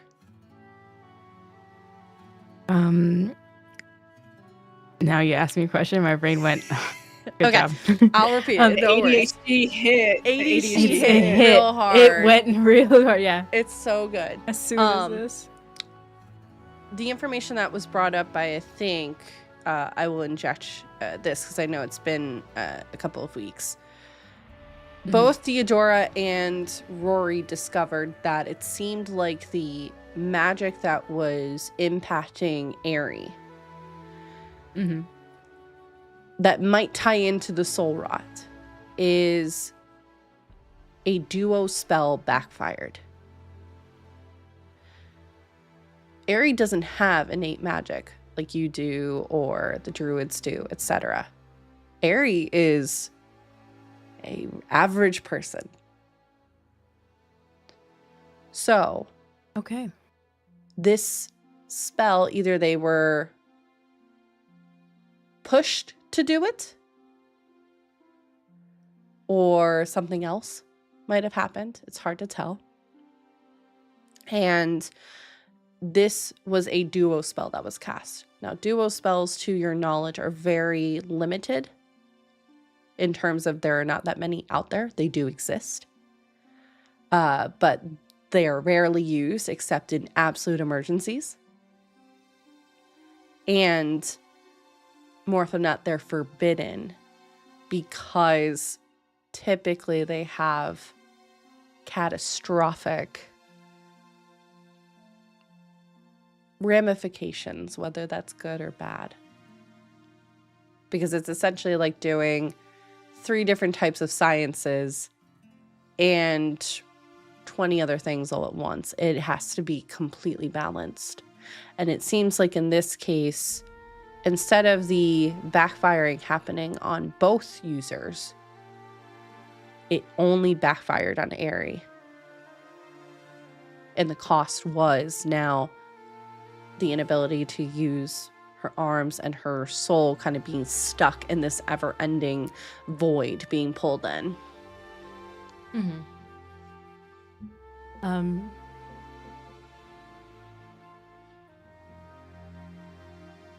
I think for Astani, it is they've seen the ending and seen the ever-ending, pull to the void. They really want to test the beginning, even though that sounds so scary. They want to see that, whether it is through Aerie's recollections or just they're just.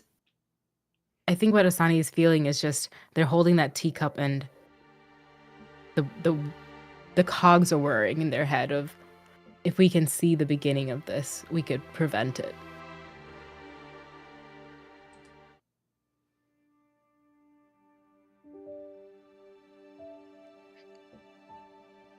What other questions do you have? It was more of strategizing. Oh, okay. I think a lot of the fear I feel, it is due to uncertainty.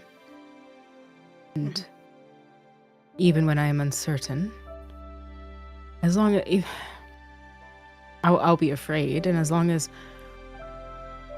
like, even if I'm certain of failure, I am no longer afraid, and I think that's what it is. It's just too many gaps.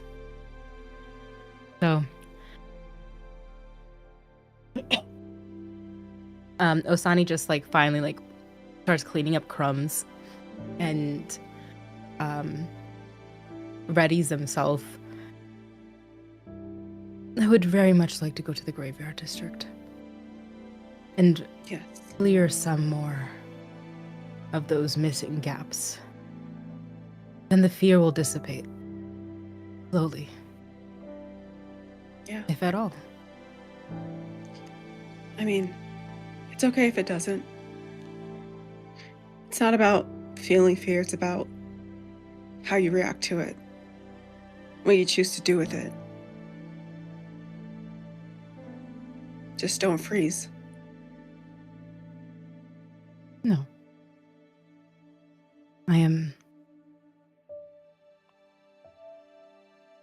I feel everything. One thing I am assured of is of the good company I keep and the years of experience I have in this. I should not freeze. And it sounds more like a wish, but more than like a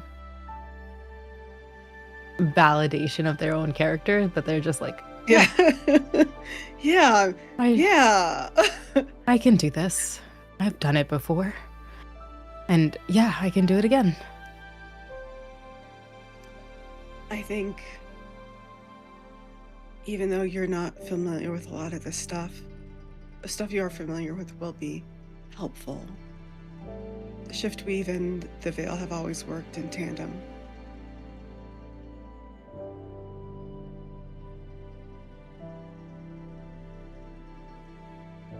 Yes. Our skills. And they're like thinking of Rory too, just like, then they just get really confused and just put their teacup down, like, no more of this. Actually, I think I added too much mint. No, and they're like looking at the teapot. My Just senses fully opened. Like yeah, everything. They're just feeling all of it, and they shake it off, and it like goes from their like hair down to their tails. Mm-hmm. Well, start with the graveyard district. See what we know there. Mm-hmm. Or see what we can find there, rather. And then we can reach out to my brother. Or go to where they are. I know that Tiny'll wanted to keep their presence here as quiet as possible. Not draw attention to them. So perhaps I will see if I can get word to Indigo and see where he would like to meet up. So we're not putting the whole tribe at risk in case we're being watched or followed. Understood. I think like when Deodora's talking about like meeting up with her like family, essentially, it's like there is a bit of like trepidation about it because again she doesn't want to put them in danger, but also like I think maybe for the first time since you've met her, there's like a bit of excitement, and maybe like you kind of pick up that she hasn't been home in a while. Mm-hmm. She hasn't seen like her people in a while. They have like a slight smirk to their thing of like, Indigo, and then as they're like brushing off crumbs. Yes, my older brother. Basically leader of the I don't tribe, have to be siblings, so honest. that's incredible. Oh, that would be refreshing to come back to. Yeah. It'll be nice to see everyone again. I've missed home more than maybe I guess I never realized it until they're so close.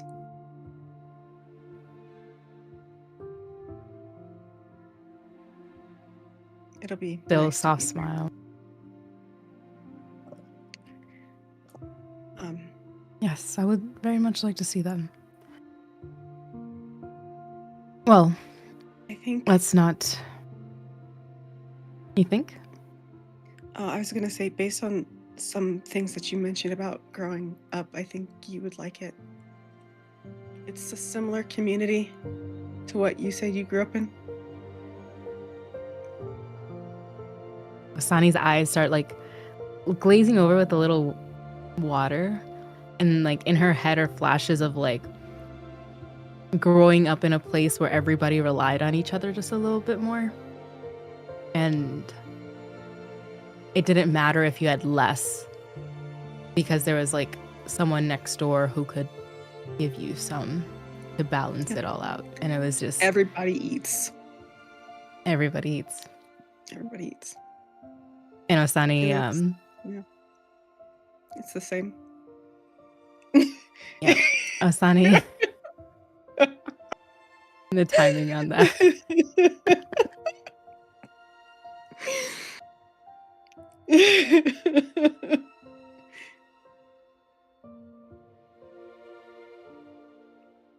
I haven't felt that in a while. The temple does serve in the same way, but there's a rank and a hierarchy to what we do. Versus where we grew up, you're just living and trying to survive day in, day out. My fellow wardens and keepers, there's a duty and a purpose that they know to stand for. But it's sometimes nice to be back home and someone decides to care because they just care. Of course. Yeah. No, it's been a long time since I felt that too. I mean, with you all and the people who were previously with us, I definitely felt it, but there's no place like home. That's what they say. And it's nice to be with people who, to your point, care because that's just who they are as a person and not because of a circumstance or duty.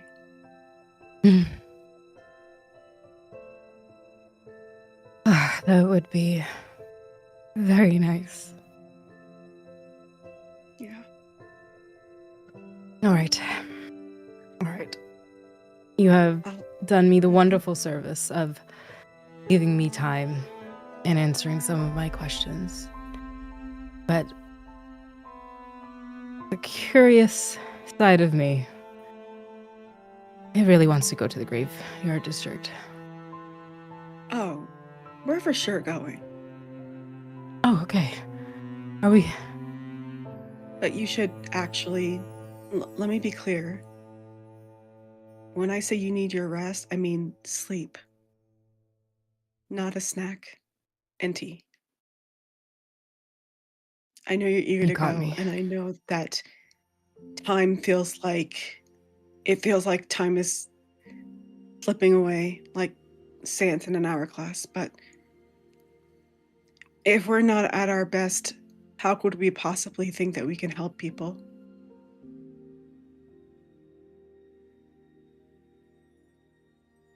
The welling, like Asani like leans down, and because of it, just a small little trickle comes out where she's like, okay. Then takes like the toasted bread, starts stacking cheese, bread, salami, cheese, bread, salami. Well, hell yeah. Gets up to rest and then goes to their little day bed. And you just see them just sniffling and eating the rest of the charcuterie. And just and then goes to sleep. Like, accepts it completely. They're just like, agreed. Done. End of discussion. I think Theodora will like clean up like the eating area a bit, and then with Sparky, kind of like nuzzle Sparky, say thank you for watching out for them, and she'll also go to sleep.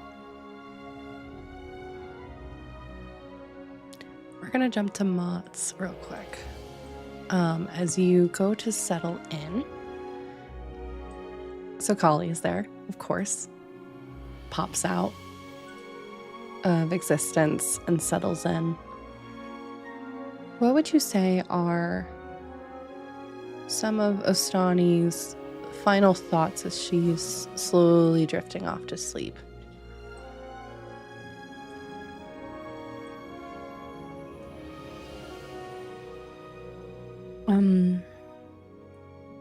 She grew up by water.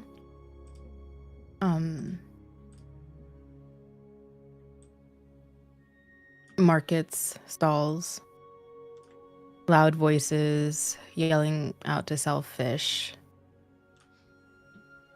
A good fish fry. So the last thing she thinks of is the fear she felt of learning how to swim for the first time. And the second time, the third time. Always a skill that you have to keep practicing on. And here she was again.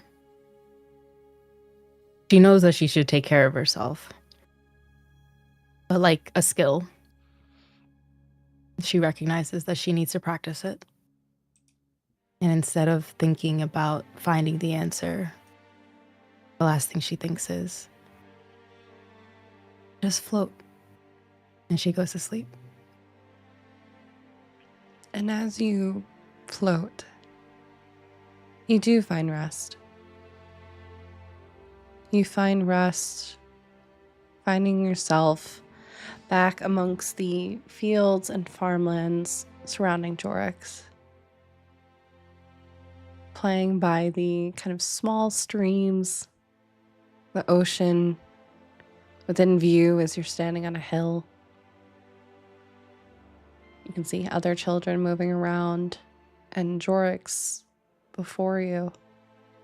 The many houses, the many towers, and that hilltop with the temple district leading up to the cloud-top district, to eventually the castle in the distance. Warmth. Real warmth. And you realize you're actually starting to feel warmer. You've been slightly chilled this entire time. Even after having tea, even after feeling the kind of mantle that is Rory's magic kind of embracing you and trying to warm you up. Even to Sokali's nudging up against you, you haven't been able to feel properly warm. You don't feel whole yet. You still feel, and I think in your dream self, it kind of still manifests with that kind of missing shoulder. Cleanly cut, but you can already see faintly the stitches of your soul starting to mend itself back together with hints of mint and the smell of ink, maybe? Or sunshine. It's kind of hard to tell. All of those smells and signs slowly coming together. You know it's going to take some time. You know that whenever you spend spirit magic or you lose part of your spirit, that you're going to have to do something that you find joy in. But that's a problem and a question for tomorrow. And snuggled up with Sokali as the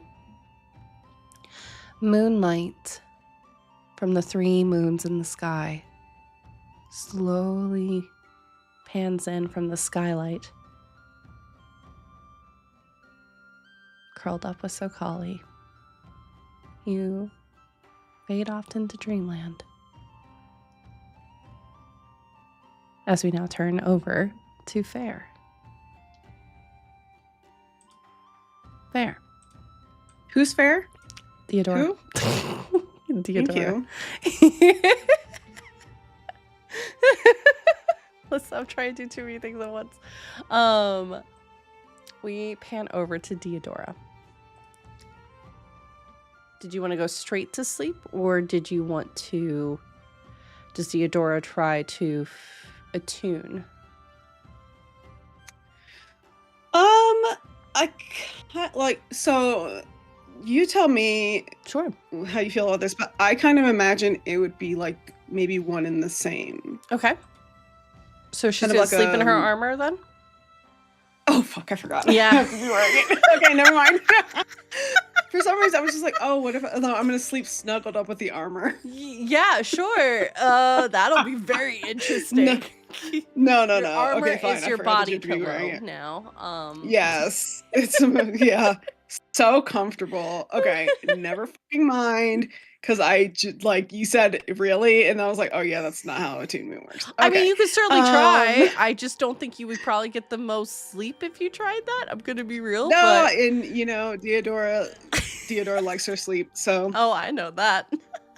Okay. yeah, I think I'll wait for Astani to fall asleep and for Rory to go into standby Stasis. mode. I don't know, Yeah. sleep mode. And try not to move too, like, try not to vibrate the floor too much so he doesn't come awake like a computer. And yeah, I think I will just maybe, I don't know, meditate. Yeah, there's wearing the space in armor. the room that you could easily do that. You see Rory kind of going off into a corner, almost pacing, and kind of every now and then not saying anything, which again is, I think, very strange for Rory. I think it would be strange if not for the conversation we'd had before. Yeah. I think Theodora will say, we'll look at him and say, I don't know what you're thinking, but I know it's not good to be trapped in your thoughts like that. She will be fine. This was a lot, but she will be okay. And you see he masked up still. Doesn't look away from you, but in that moment, Corbin pops up onto his shoulder and seems to, like, kind of try to snap him out of whatever thing of, like, whispering something in his ear, and you see blink a couple times before kind of shaking themselves out of it. You need to have faith in her, just as she has faith in us. And then I will turn and go into, like, meditate. Sure. What are you focusing on as you are slipping into meditation? I think my thoughts first start off with, like, the conversation that, I just had with Astani about everything. Kind of like almost like just kind of moving backwards through, like, the events of the day, really. Back to, like, through the conversation with Astani, to the conversation with Rory, back to Clara giving me the necklace, just going back until I'm thinking about all of the memories that I've already seen in the stories I've gathered from the armor. Sure. And sort of grabbing onto all the feelings that I felt when I was in that sort of liminal space. Sure. Takes you a little bit of time as your mind is slowly coming down from the day. But the armor is already much closer to you than it was when you started the day. And almost like falling to sleep, you feel yourself falling into the armor itself, the trials of attunement beginning again as you walk a shadowed and star-laden path before you and the abyss around. But you're not alone. Sparky I know the former wearers are with me, but Sparky also with is me with this you. time? Yeah, and in reality, Sparky is literally head propped up on your lap and is just staring at you in reality. But in this, just giving you adoring eyes as puppies and doggos are known to do. Although his head is quite heavy now since he's much larger. I got 19 strength, so it's fine. I'm strong. But you also feel the weight of, if you are still holding Ziamara on your back. Yes. You have Ronnie to your side. Elvar, who is still scribbling away notes behind you. And Toa, who's the last of the users that you were able to meet this time around. Okay. You can see your feather, along with their feather, the scars are still present all over the armor. Above the knees, above the thighs, the shoulder. But they're largely interwoven now with yours and the previous users. The last one that's the most prevalent is the one that is through the chest.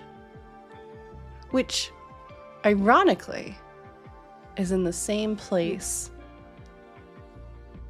that Astani just gave you the ward, but also how you passed too. Why don't you go ahead and roll a shift weave check for me, please? My first roll of the session. Okay. And I'm gonna use Sparky, give me advantage. Yep, of course. And I'm gonna say you can add a +2 because of the ward that is up from Astani. Okay. Okay.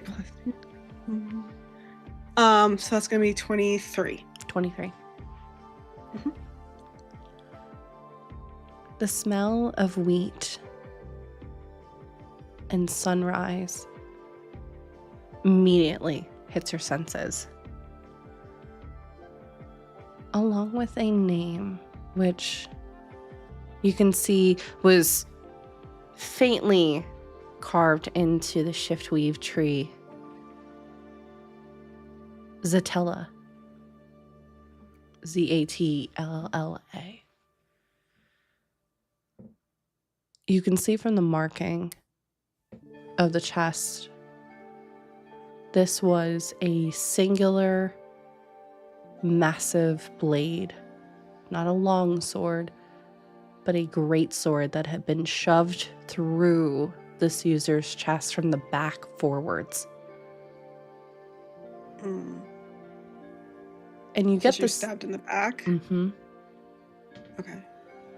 And you get the sense as you feel a slight twinge of pain, not from Ziamara, who's again kind of just on your back, kind of watching what you're doing. This feels like when you've stretched it too much. Zatella was suspended aloft after this blade cut through her. The emotions that hit you as you're going through these feelings and starting to get attuned to that wearer. You see a woman with long black ringlets of hair, with clasps of gold and silver that interwove through it, braided in parts, bright, piercing silver eyes with, it seems like some kind of marking, which you recognize as part of the Shift Weaving tribe, down the left side of their face. It looks like a cumulation of feathers kind of moving in the wind. And you can actually see, as she is in this moment gasping, you can see that the feathers almost seem attuned to her heartbeat as they are whirling around in the wind. Eyes are wide. She looks like she's mid-30s. Complexion looks like almost like obsidian. Very reminiscent of Valania. She is wearing this armor in this moment as this great blade has been just shoved through her chest and is now holding her suspended. It seems like this figure is massive, large, appearing in the armor to be about maybe 12 or so feet in height. Hulking figure. And the figure doesn't say anything. You can't see the expression of the person who has claimed this life, except a sense of almost roboticness to it, of going through the motions. If they're like being, does it seem like it's almost, you said robotic go through motions, like they're being controlled? Or just going through the motions, almost like on an autopilot of sorts. Okay. But I think close to what you're saying as well. Can I see the blade clearly? It's an old What does it blade. look like? The blade looks Felkian. Mm-hmm. You can see the inscription on the blade itself, as it seems like this user's soul has been imbued into the blade as well. It is The 12-foot tall user or the yeah. Okay. Yeah. The person that is killing the previous user. Okay. Yes. Well, I guess okay. So this blade did belong to Valania? What is it? I'm sorry. No, you're so good. Sorry? The wearer. Okay. No, it's Zatella. What is it? Zatella. Yes. Okay. Zatella, like Nutella. Okay. Yes, okay. there you go. Zatella. So just so I'm clear, this Yeah. sword was Zatella's, and then this creature in no? No, Zatella is holding her sword. The thing that has pierced her is using its own blade. Okay, that's what I was trying to clarify. You're good. Okay. Okay, so you say it has like its energy imbued into it, Mm-hmm. or this person's energy imbued into it. Very much like your kind of- Felkian armor that you had, which you were able to imbue Okay. and kind of charge it up. Or even my sword, which I can do with. And you said it looks Felkian? Yes.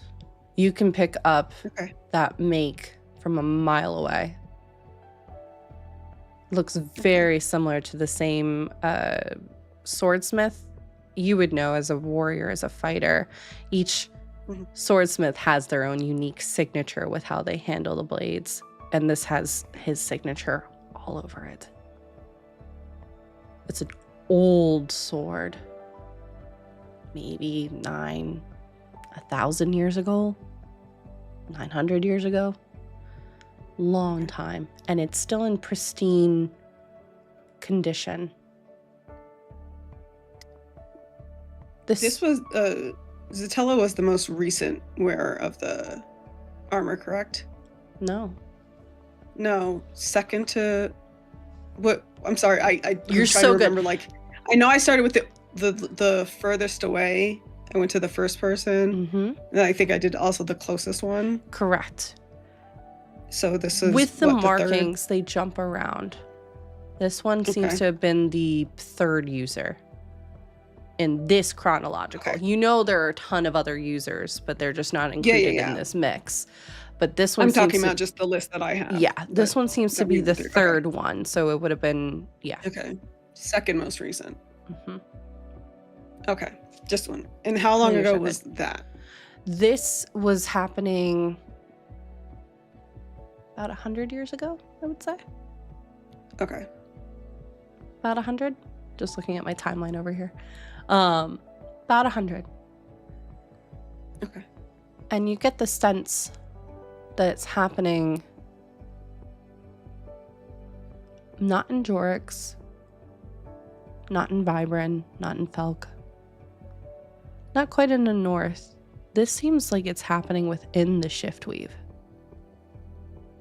Oh. In that dimension. Because all around you, as again the scene is kind of slowly unfurling itself, you can see that there is, as this one,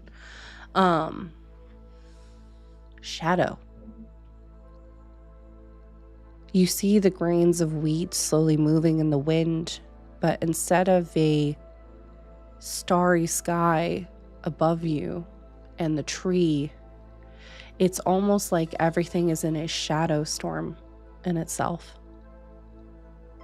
Dust is being kicked up. It's hard to see in front of you. Lightning of purple energy seems to crackle every now and then. And this Shiftweave, similar to what you experienced the day before, is choking. For it is not the innate nature that is the Shiftweave, but it's this person's Shiftweave. As it has also been imbued, not only within the blade, but within the armor they are wearing, and is casting a cloak almost of shadow around them in a torrent of energy that manifests too within the sword, because the sword not only did it pierce, you can see as the blood is running down the blade, solid little edges, almost like teeth. This Shiftweave bites. And you can feel in your chest a heaviness as this thing has almost essentially pinned itself well within. It's going to take a great deal of force to get out or off. As again, you're slowly... she's dead anyway. Yeah.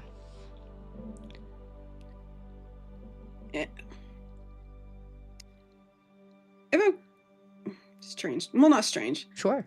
Am I in this meditative state? Am I in this in being in this like liminal space that I'm in right now? Am I safe? I'm asking for a specific reason. Yeah.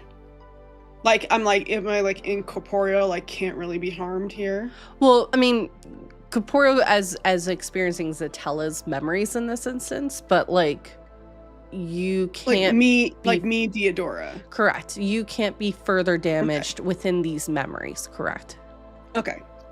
Because I guess, and correct me if I'm wrong here, but from my perspective, how I'm seeing it in my head is that Deodora is sort of like on the outside watching this happen like a movie. Yeah. And experiencing it like still from a third party view. I would like, if possible, I want to sort of, even though it might be a little painful, but it'll just be like a phantom pain maybe. I want to like step into Zatella's like body, I guess. Yeah. Basically, I want to try to see like where I am. I can't really see this person's face. Correct. And I want to try to see their face from Zatella's point of view. Okay. Yeah. And you feel that pain. That pain goes coursing through your body. I think for a moment you feel that tension that's holding you within this attunement and within this memory kind of flicker because the pain is so jarring. It's literally like someone has carved your heart out. I mean, it's not any pain that I haven't felt before. True. Okay, so swords going through. Does Zatella look to the left or does Zatella look to the right? Where is this person? They are behind and just holding you aloft. Oh, right. I forgot they stabbed from behind.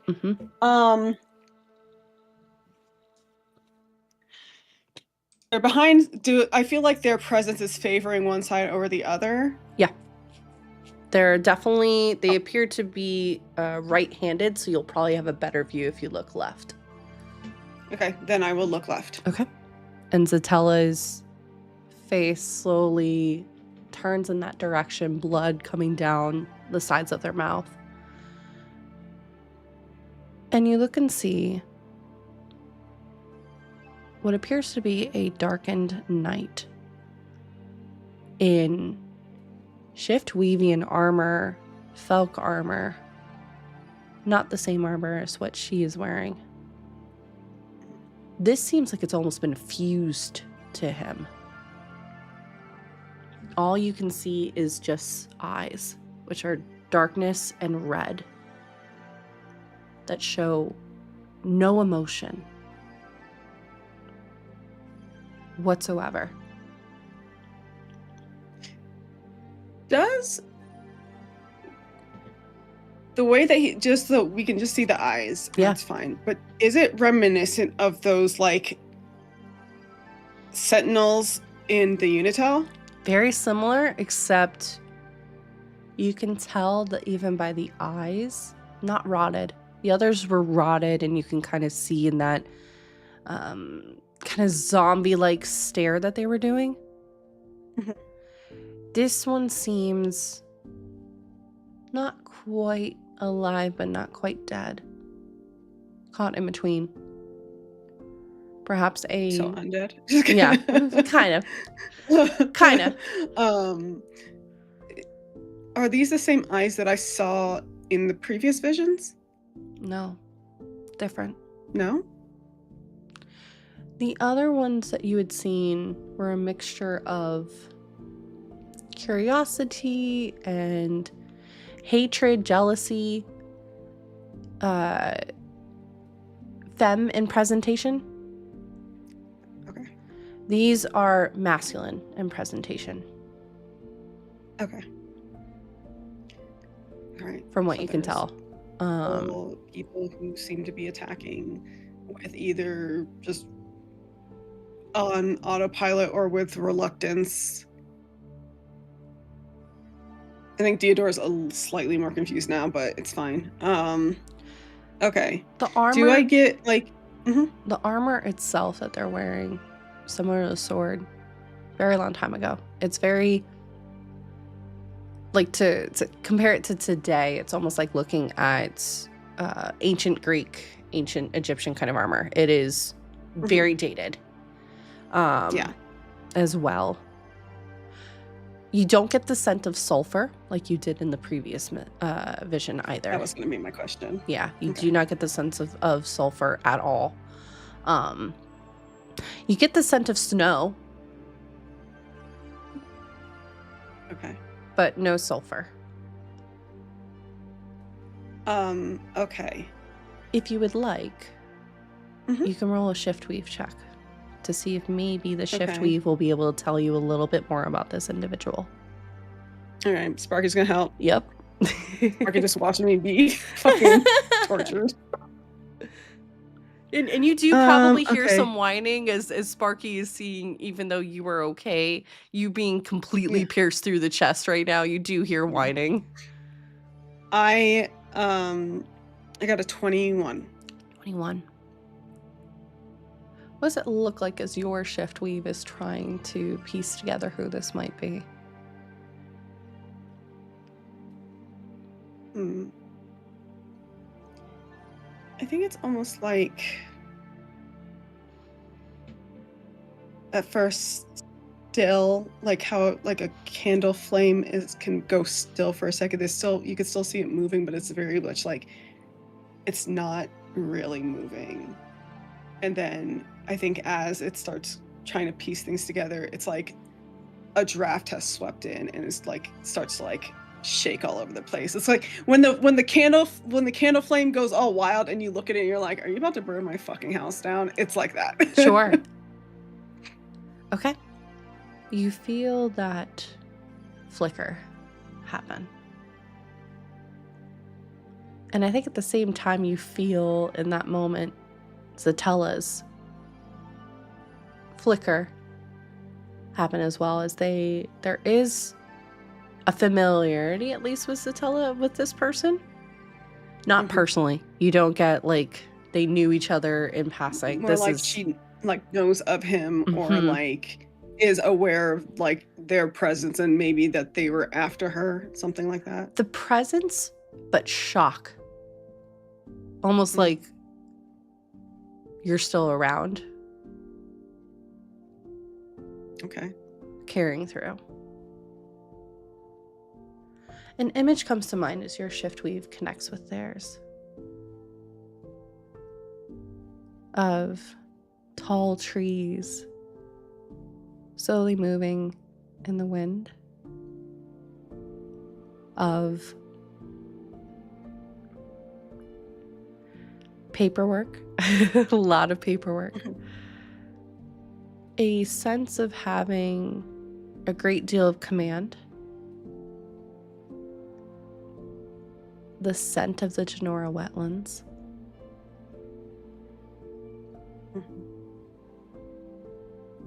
And from this shift weave, you see several points of connection. You see what appears to be some kind of partner or spouse connection. And then tapering off several family connections. Smaller, maybe children.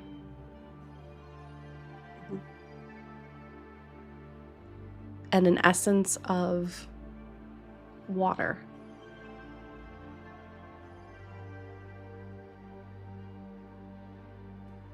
There is a faint similarity to it.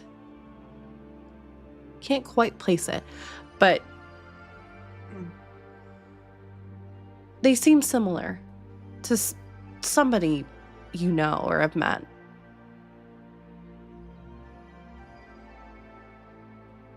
Okay. But twisted. Whether that's through time or from whatever else, as you do see interwoven into the armor too is that presence of teal. Sickly. Specifically going almost exactly to where Zatella and you have been pierced before. Coming through on the chest. I'm gonna let you roll a history check. Okay. Let me ask you a question real quick. Because, I mean, we all know I remember some things, but not everything. That's why you said teal in the chest. If I recall correctly, in the Unitel, there were teal gems that were used to control those zombie things, but also just like people in general. Is that what is there? Okay. Yes. Yeah. Okay. You still want that history check? Yeah. Okay. The reason I'm having you do the history check is specifically because it's been a while. And this is dating back to a previous season. Okay. That's a dirty 20. Okay. You remember during your time at Felk, in meetings with Javian in the Library of the Forest, as you were experiencing those memories of what befell Felk in its fall. Carmen and Rory's story was also playing out at the same time. Yes. And Carmen being forced to take over after her parents had gone missing. You realize that this figure's essence is very similar to Carmen. A sense of duty, of responsibility, that stone can't wear away, but it can shift its attention elsewhere.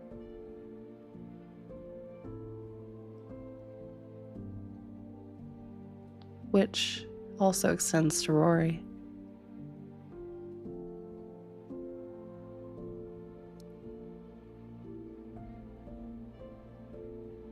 The figure from before, the one that was more feminine, the more feminine eyes. Mm-hmm. And looking back or thinking back to them, do I get the same? No. You get shift weave, but not. This is someone who is not. This is someone who believes they've mastered it when they haven't. Okay. Whereas the one that has pierced through Zatella This is doesn't somebody give that who's- air of confidence and cockiness. It's just they're doing what they need to do, They're doing their And- duty. allowing and also partially being controlled, but Yeah. doing what they need to do. Is this their dad? The figure that you saw in a previous vision? No, the figure now. This figure right now. Yes. I'm asking if you're asking if that person from previous is this person's dad. Or that relationship. No. I'm asking if this is Carmen and Rory's dad. Yeah. That's what I'm asking. Yeah. Okay.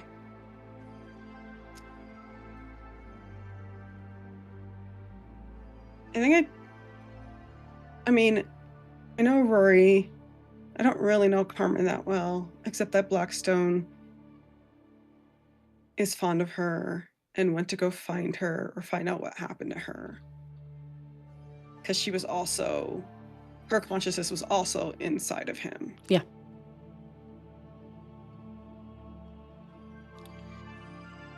So I don't know. I think I kind of look at this guy a bit dispassionately, you know? Yeah. Just like not, this is a stranger and yes, he's related to my friend, but really this isn't actually their dad anyway, when you think about it. Yeah. This is a corruption of who he once was. A walking corpse. Yeah. And I think there's also like a voice in the back of Theodore's head that's like, well, how am I going to tell him this? Tell Rory. Yeah. But, you know, that's tomorrow's problem, perhaps. Last thing I want to do. Sure. Now that I know who this person is, I want to look at Zatella's sword. Which she is holding off to the side. So. Yes. I just kind of want to look at it because we didn't find the sword in the mountains, so I don't know what it looks like. I'm making an assumption here because I believe we were told that the armor and the sword go together. Correct. They've always been So found. So Theodora wants to look at this sword and take in every detail to remember it because she assumes this is the sword that was stolen. This sword, similar to the armor, has shifted as well from wearer to wearer, but holds a foundational thread that combines it all together too. In Zatella's hands, for instance, it's curved almost like a moon blade, long. In fact, even while she's being held aloft, it's trailing the ground. Great for getting into combat and cutting down a lot of unfortunate enemies that have moved too close.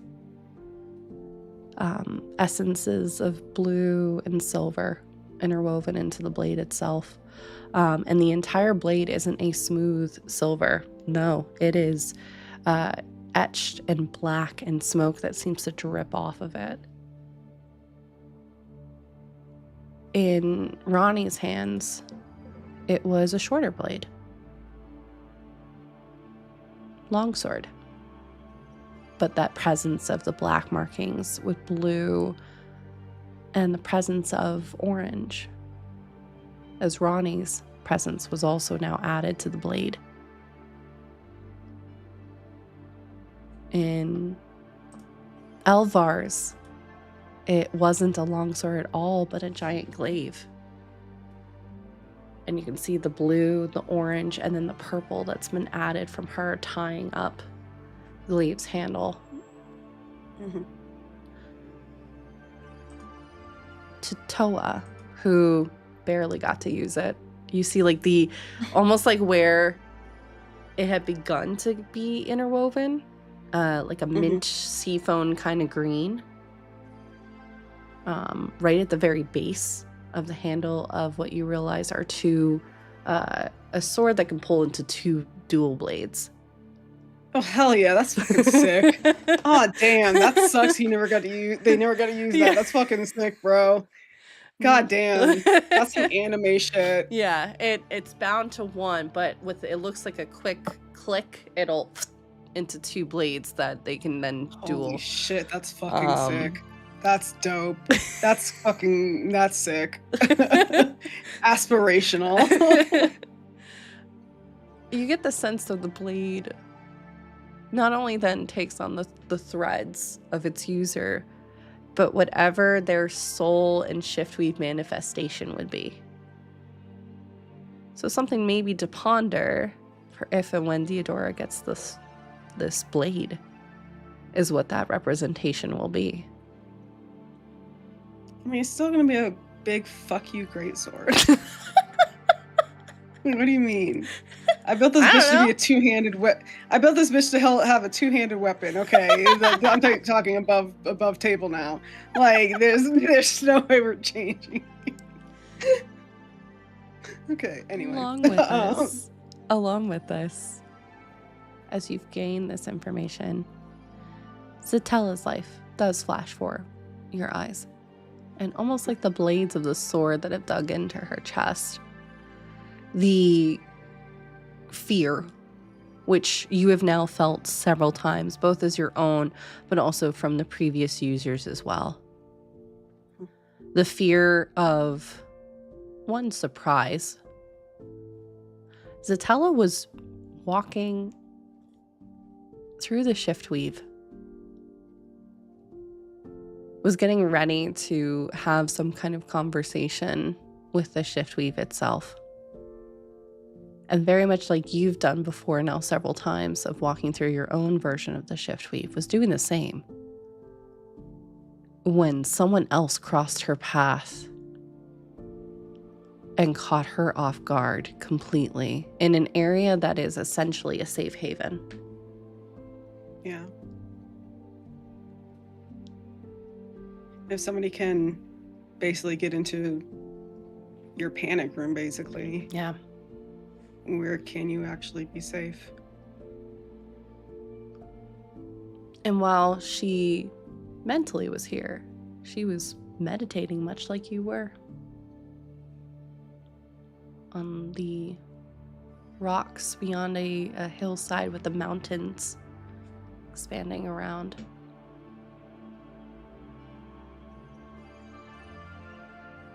She, from what you can tell, grew up part of the Shiftweave tribe.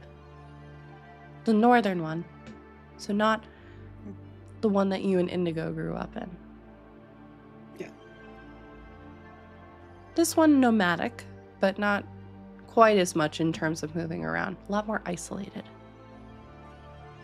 Believing in a lot of the older traditions.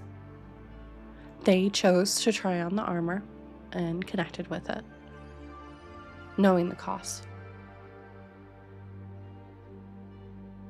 Was the armor always with the northern tribes, or did it kind of just go wherever it moved? I know the Shiftweavens picked it up or whatever, but I was just wondering. Okay, it wasn't. Did it originate? I guess it was made before the tribe was split. Yeah, it was made from when the tribe was united, and then because of things that were happening, they had to split into the two and go into nomadic hiding. Correct. Yeah. Okay. Okay. She's from the north. She's from the north.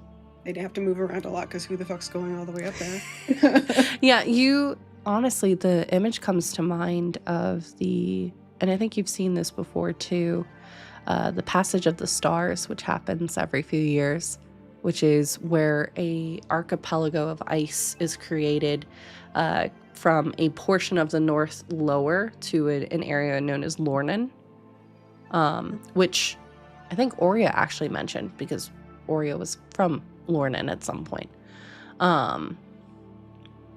And so the pathway of the stars is they would do this kind of race to see who could get across the archipelago in 7 days before it melted.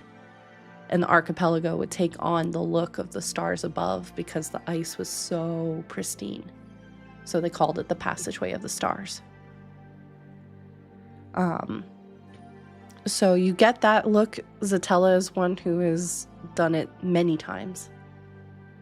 And Juan usually come in first place for her efforts. Is very competitive. But very peaceful. She seemed to only fight when necessary. Very passive otherwise. Always tried to seek the route of conversation first before going into a blade. Doesn't know her family.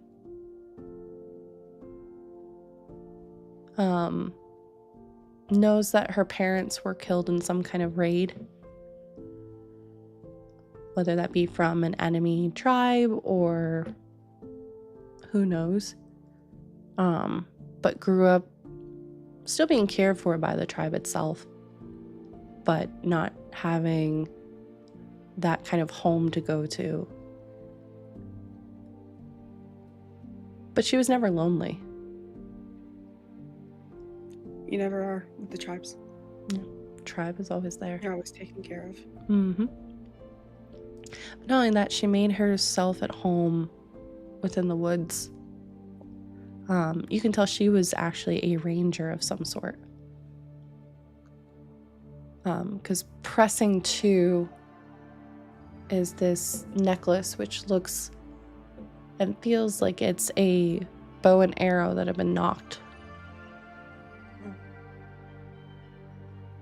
And something about a promise enters your mind from Zatella's perspective. What that promise is, it's difficult to say. Just that, oh. Fair, are you there? Sorry, you froze, and I was like, did I lose you? I wasn't I was just still. You were so still, I panicked. I was like, oh no. I was just listening to the story you're telling. You went so, I was like, oh no. So I was muted.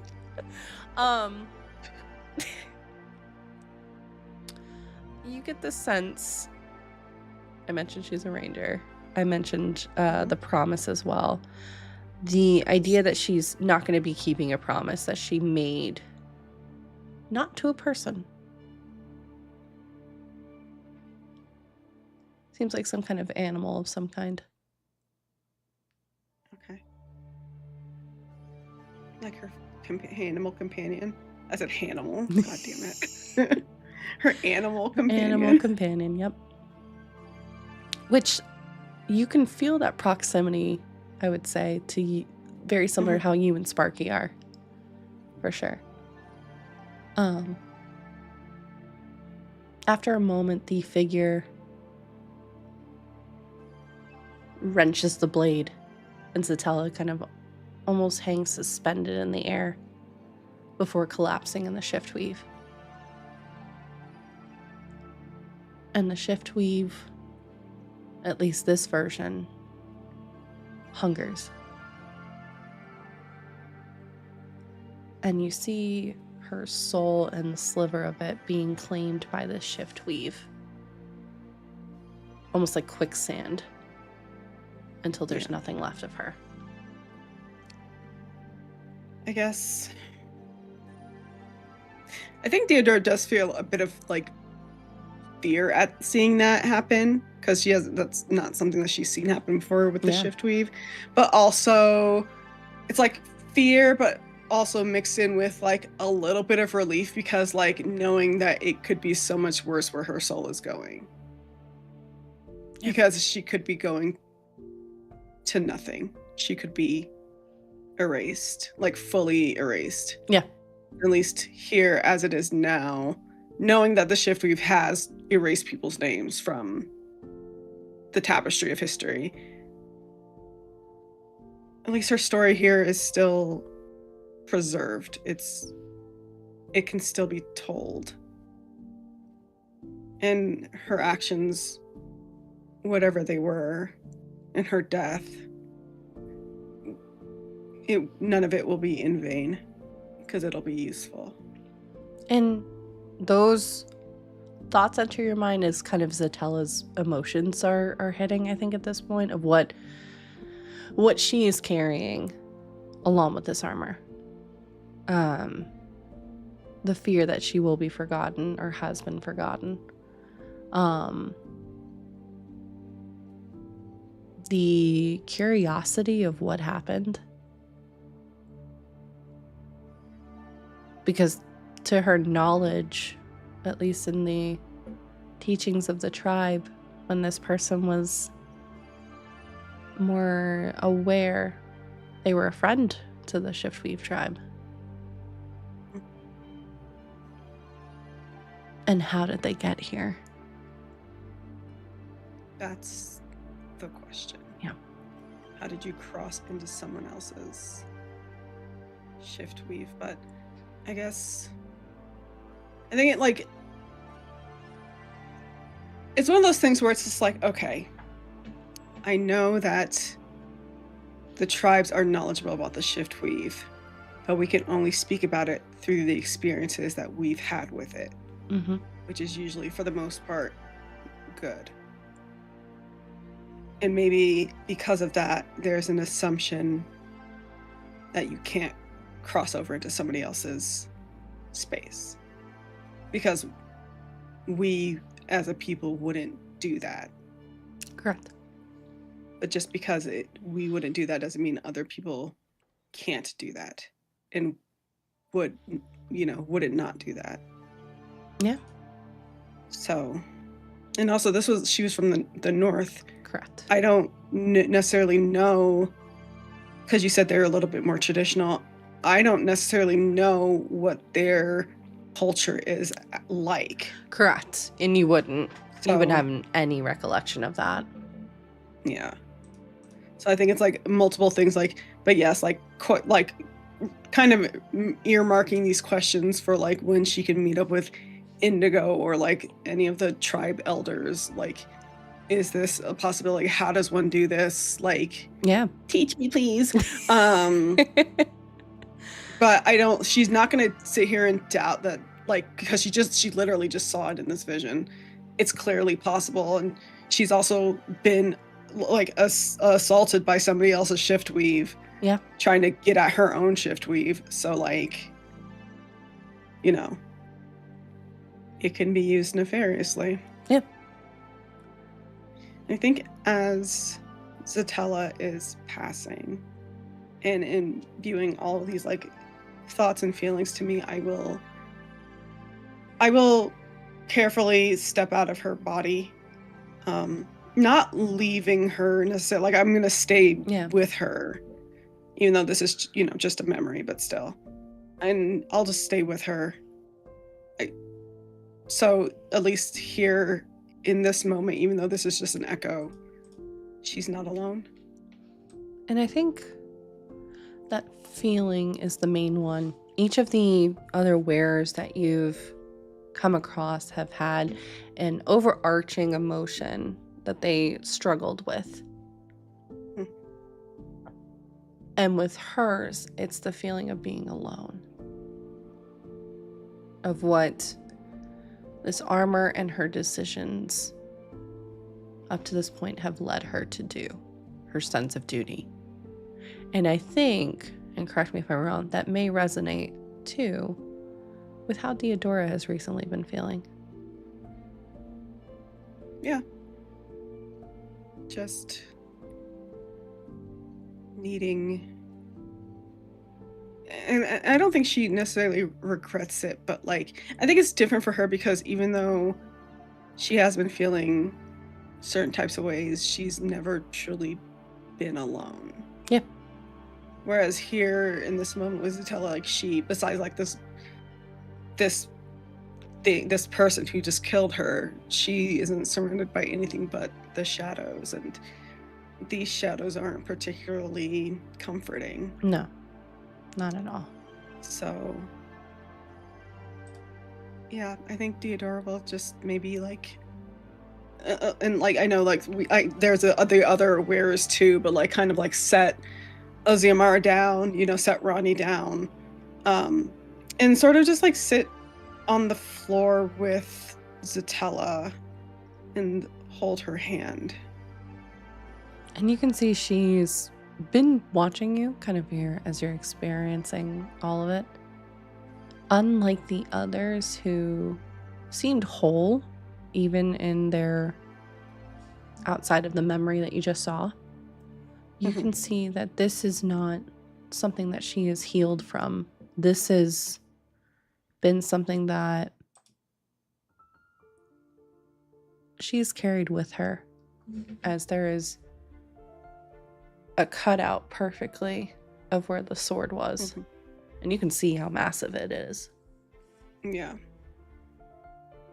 It's just looking through her. You can see the abyss of the stars of the shift weave around. I mean, obviously I see it. I think I look at it just briefly enough to see like the damage, but then I just want to keep my eyes like on her face. Like I want her to know that I see her and not like this wound that's been born into her. And she is crying. There are tears that are streaming down her face, like shooting constellations of stars almost across the obsidian. And you can see like she's forming words with her mouth, but just doesn't have the energy to say anything. Like her voice has been lost in the process too.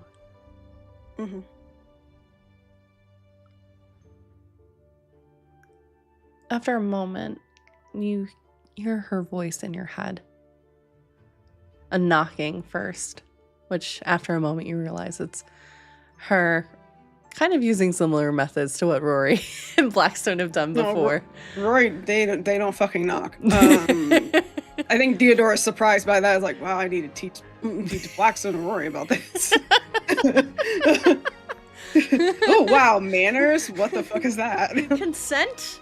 Before just shoving me into a waiting room? Wow. Yeah. You feel that knock. Yeah, I let her in. I open up to her. Her voice is very soft. Softer than I think you might think just looking at her before. Her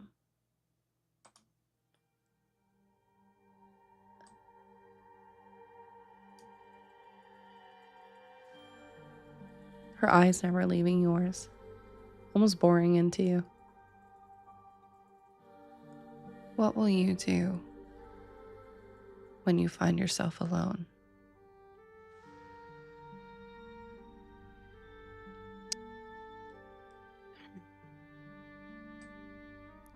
I think when I find myself alone, because I think it's a strong possibility that will happen someday,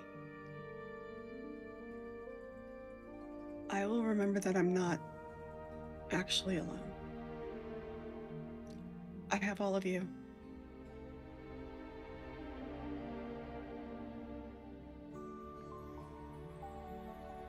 Eyes still staring.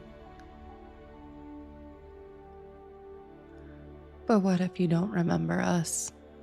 If you don't remember who you are?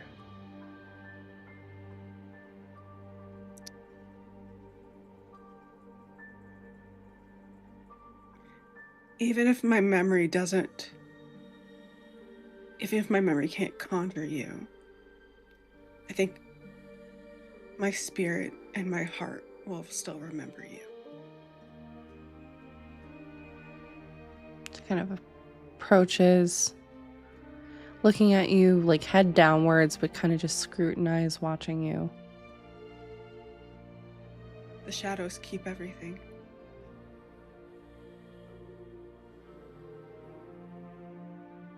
How do you want to be remembered?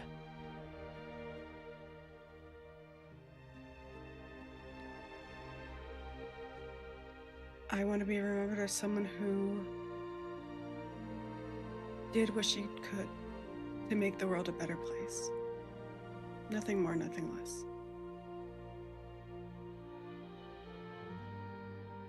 Hi, soul I staring. don't need grandeur.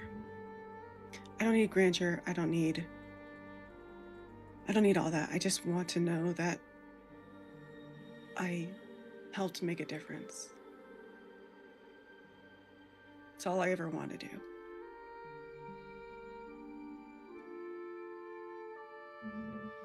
She passes through you.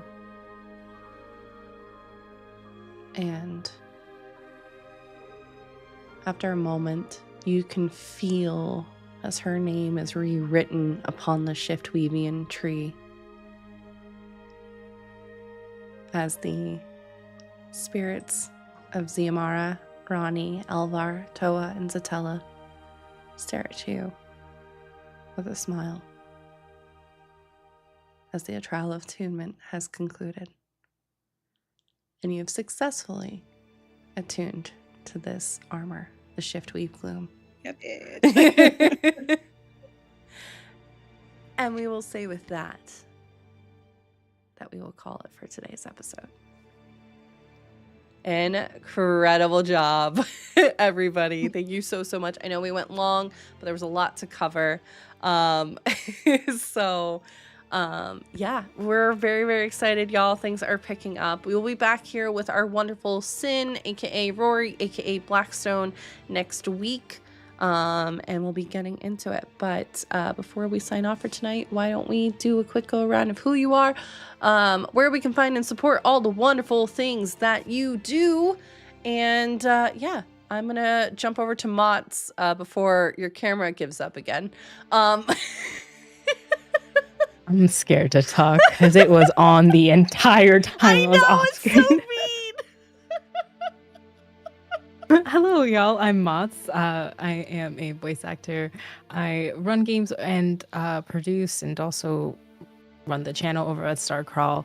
And I'm a variety streamer. And I had the incredible joy of being Ostani of the Veil today. You can find me on Forgotten Adventures tomorrow morning at 10 a.m. Oh, wait, 11 a.m. There we go. I'll be up at 10 a.m. We'll be live at 11. Wonderful. What time zone?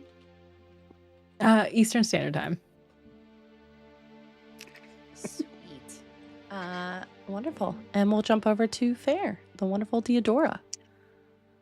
Hi, I'm Fair. I've been the wonderful Deodora. You can follow me on socials at Fairbear, Twitch, Instagram, Blue Sky, TikTok. I should be streaming tonight, so come hang out with me. I'm doing some more Expedition 33. They dropped a DLC bomb when I wasn't expecting it, and so now I have to keep playing this game forever, I guess. That's not a complaint. It's not really a complaint. I was planning on like wrapping it up, but then they decided to drop more content. So That's true. We're here. And yeah, you can also find me over on The Monster Within, a Vampire the Masquerade campaign that's run by storyteller Dimples and Dice, twitch.tv/Dimples and Dice. We are off for our season, but we will be back in the new year. But you can find VODs over on his YouTube, which is just Dimples and Dice. So come check that out. It's another one of my favorite things that I do on here. So Love it. yeah. And Monday, you can find me over on Just the Humans channel at 5 p.m. Pacific time, where I'm going to be doing a one-shot. I'm going to be in a one-shot for Project Hope. Ooh. We're playing the house spouses of Baldur's Gate. I love this. So yeah, it's like the Real Housewives, the Real House spouses of Baldur's Gate. So it is going to be very fucking messy. We're going to be raising money for charity, so come hang out with us at 5 p.m. I believe 5 p.m. Pacific time. I love this so much. Okay. Guess I know what I'm gonna have up on Monday. Incredible. And hi everyone, I've been your storyteller, D&D Lee. This is my channel, and I have the absolute honor of running this game.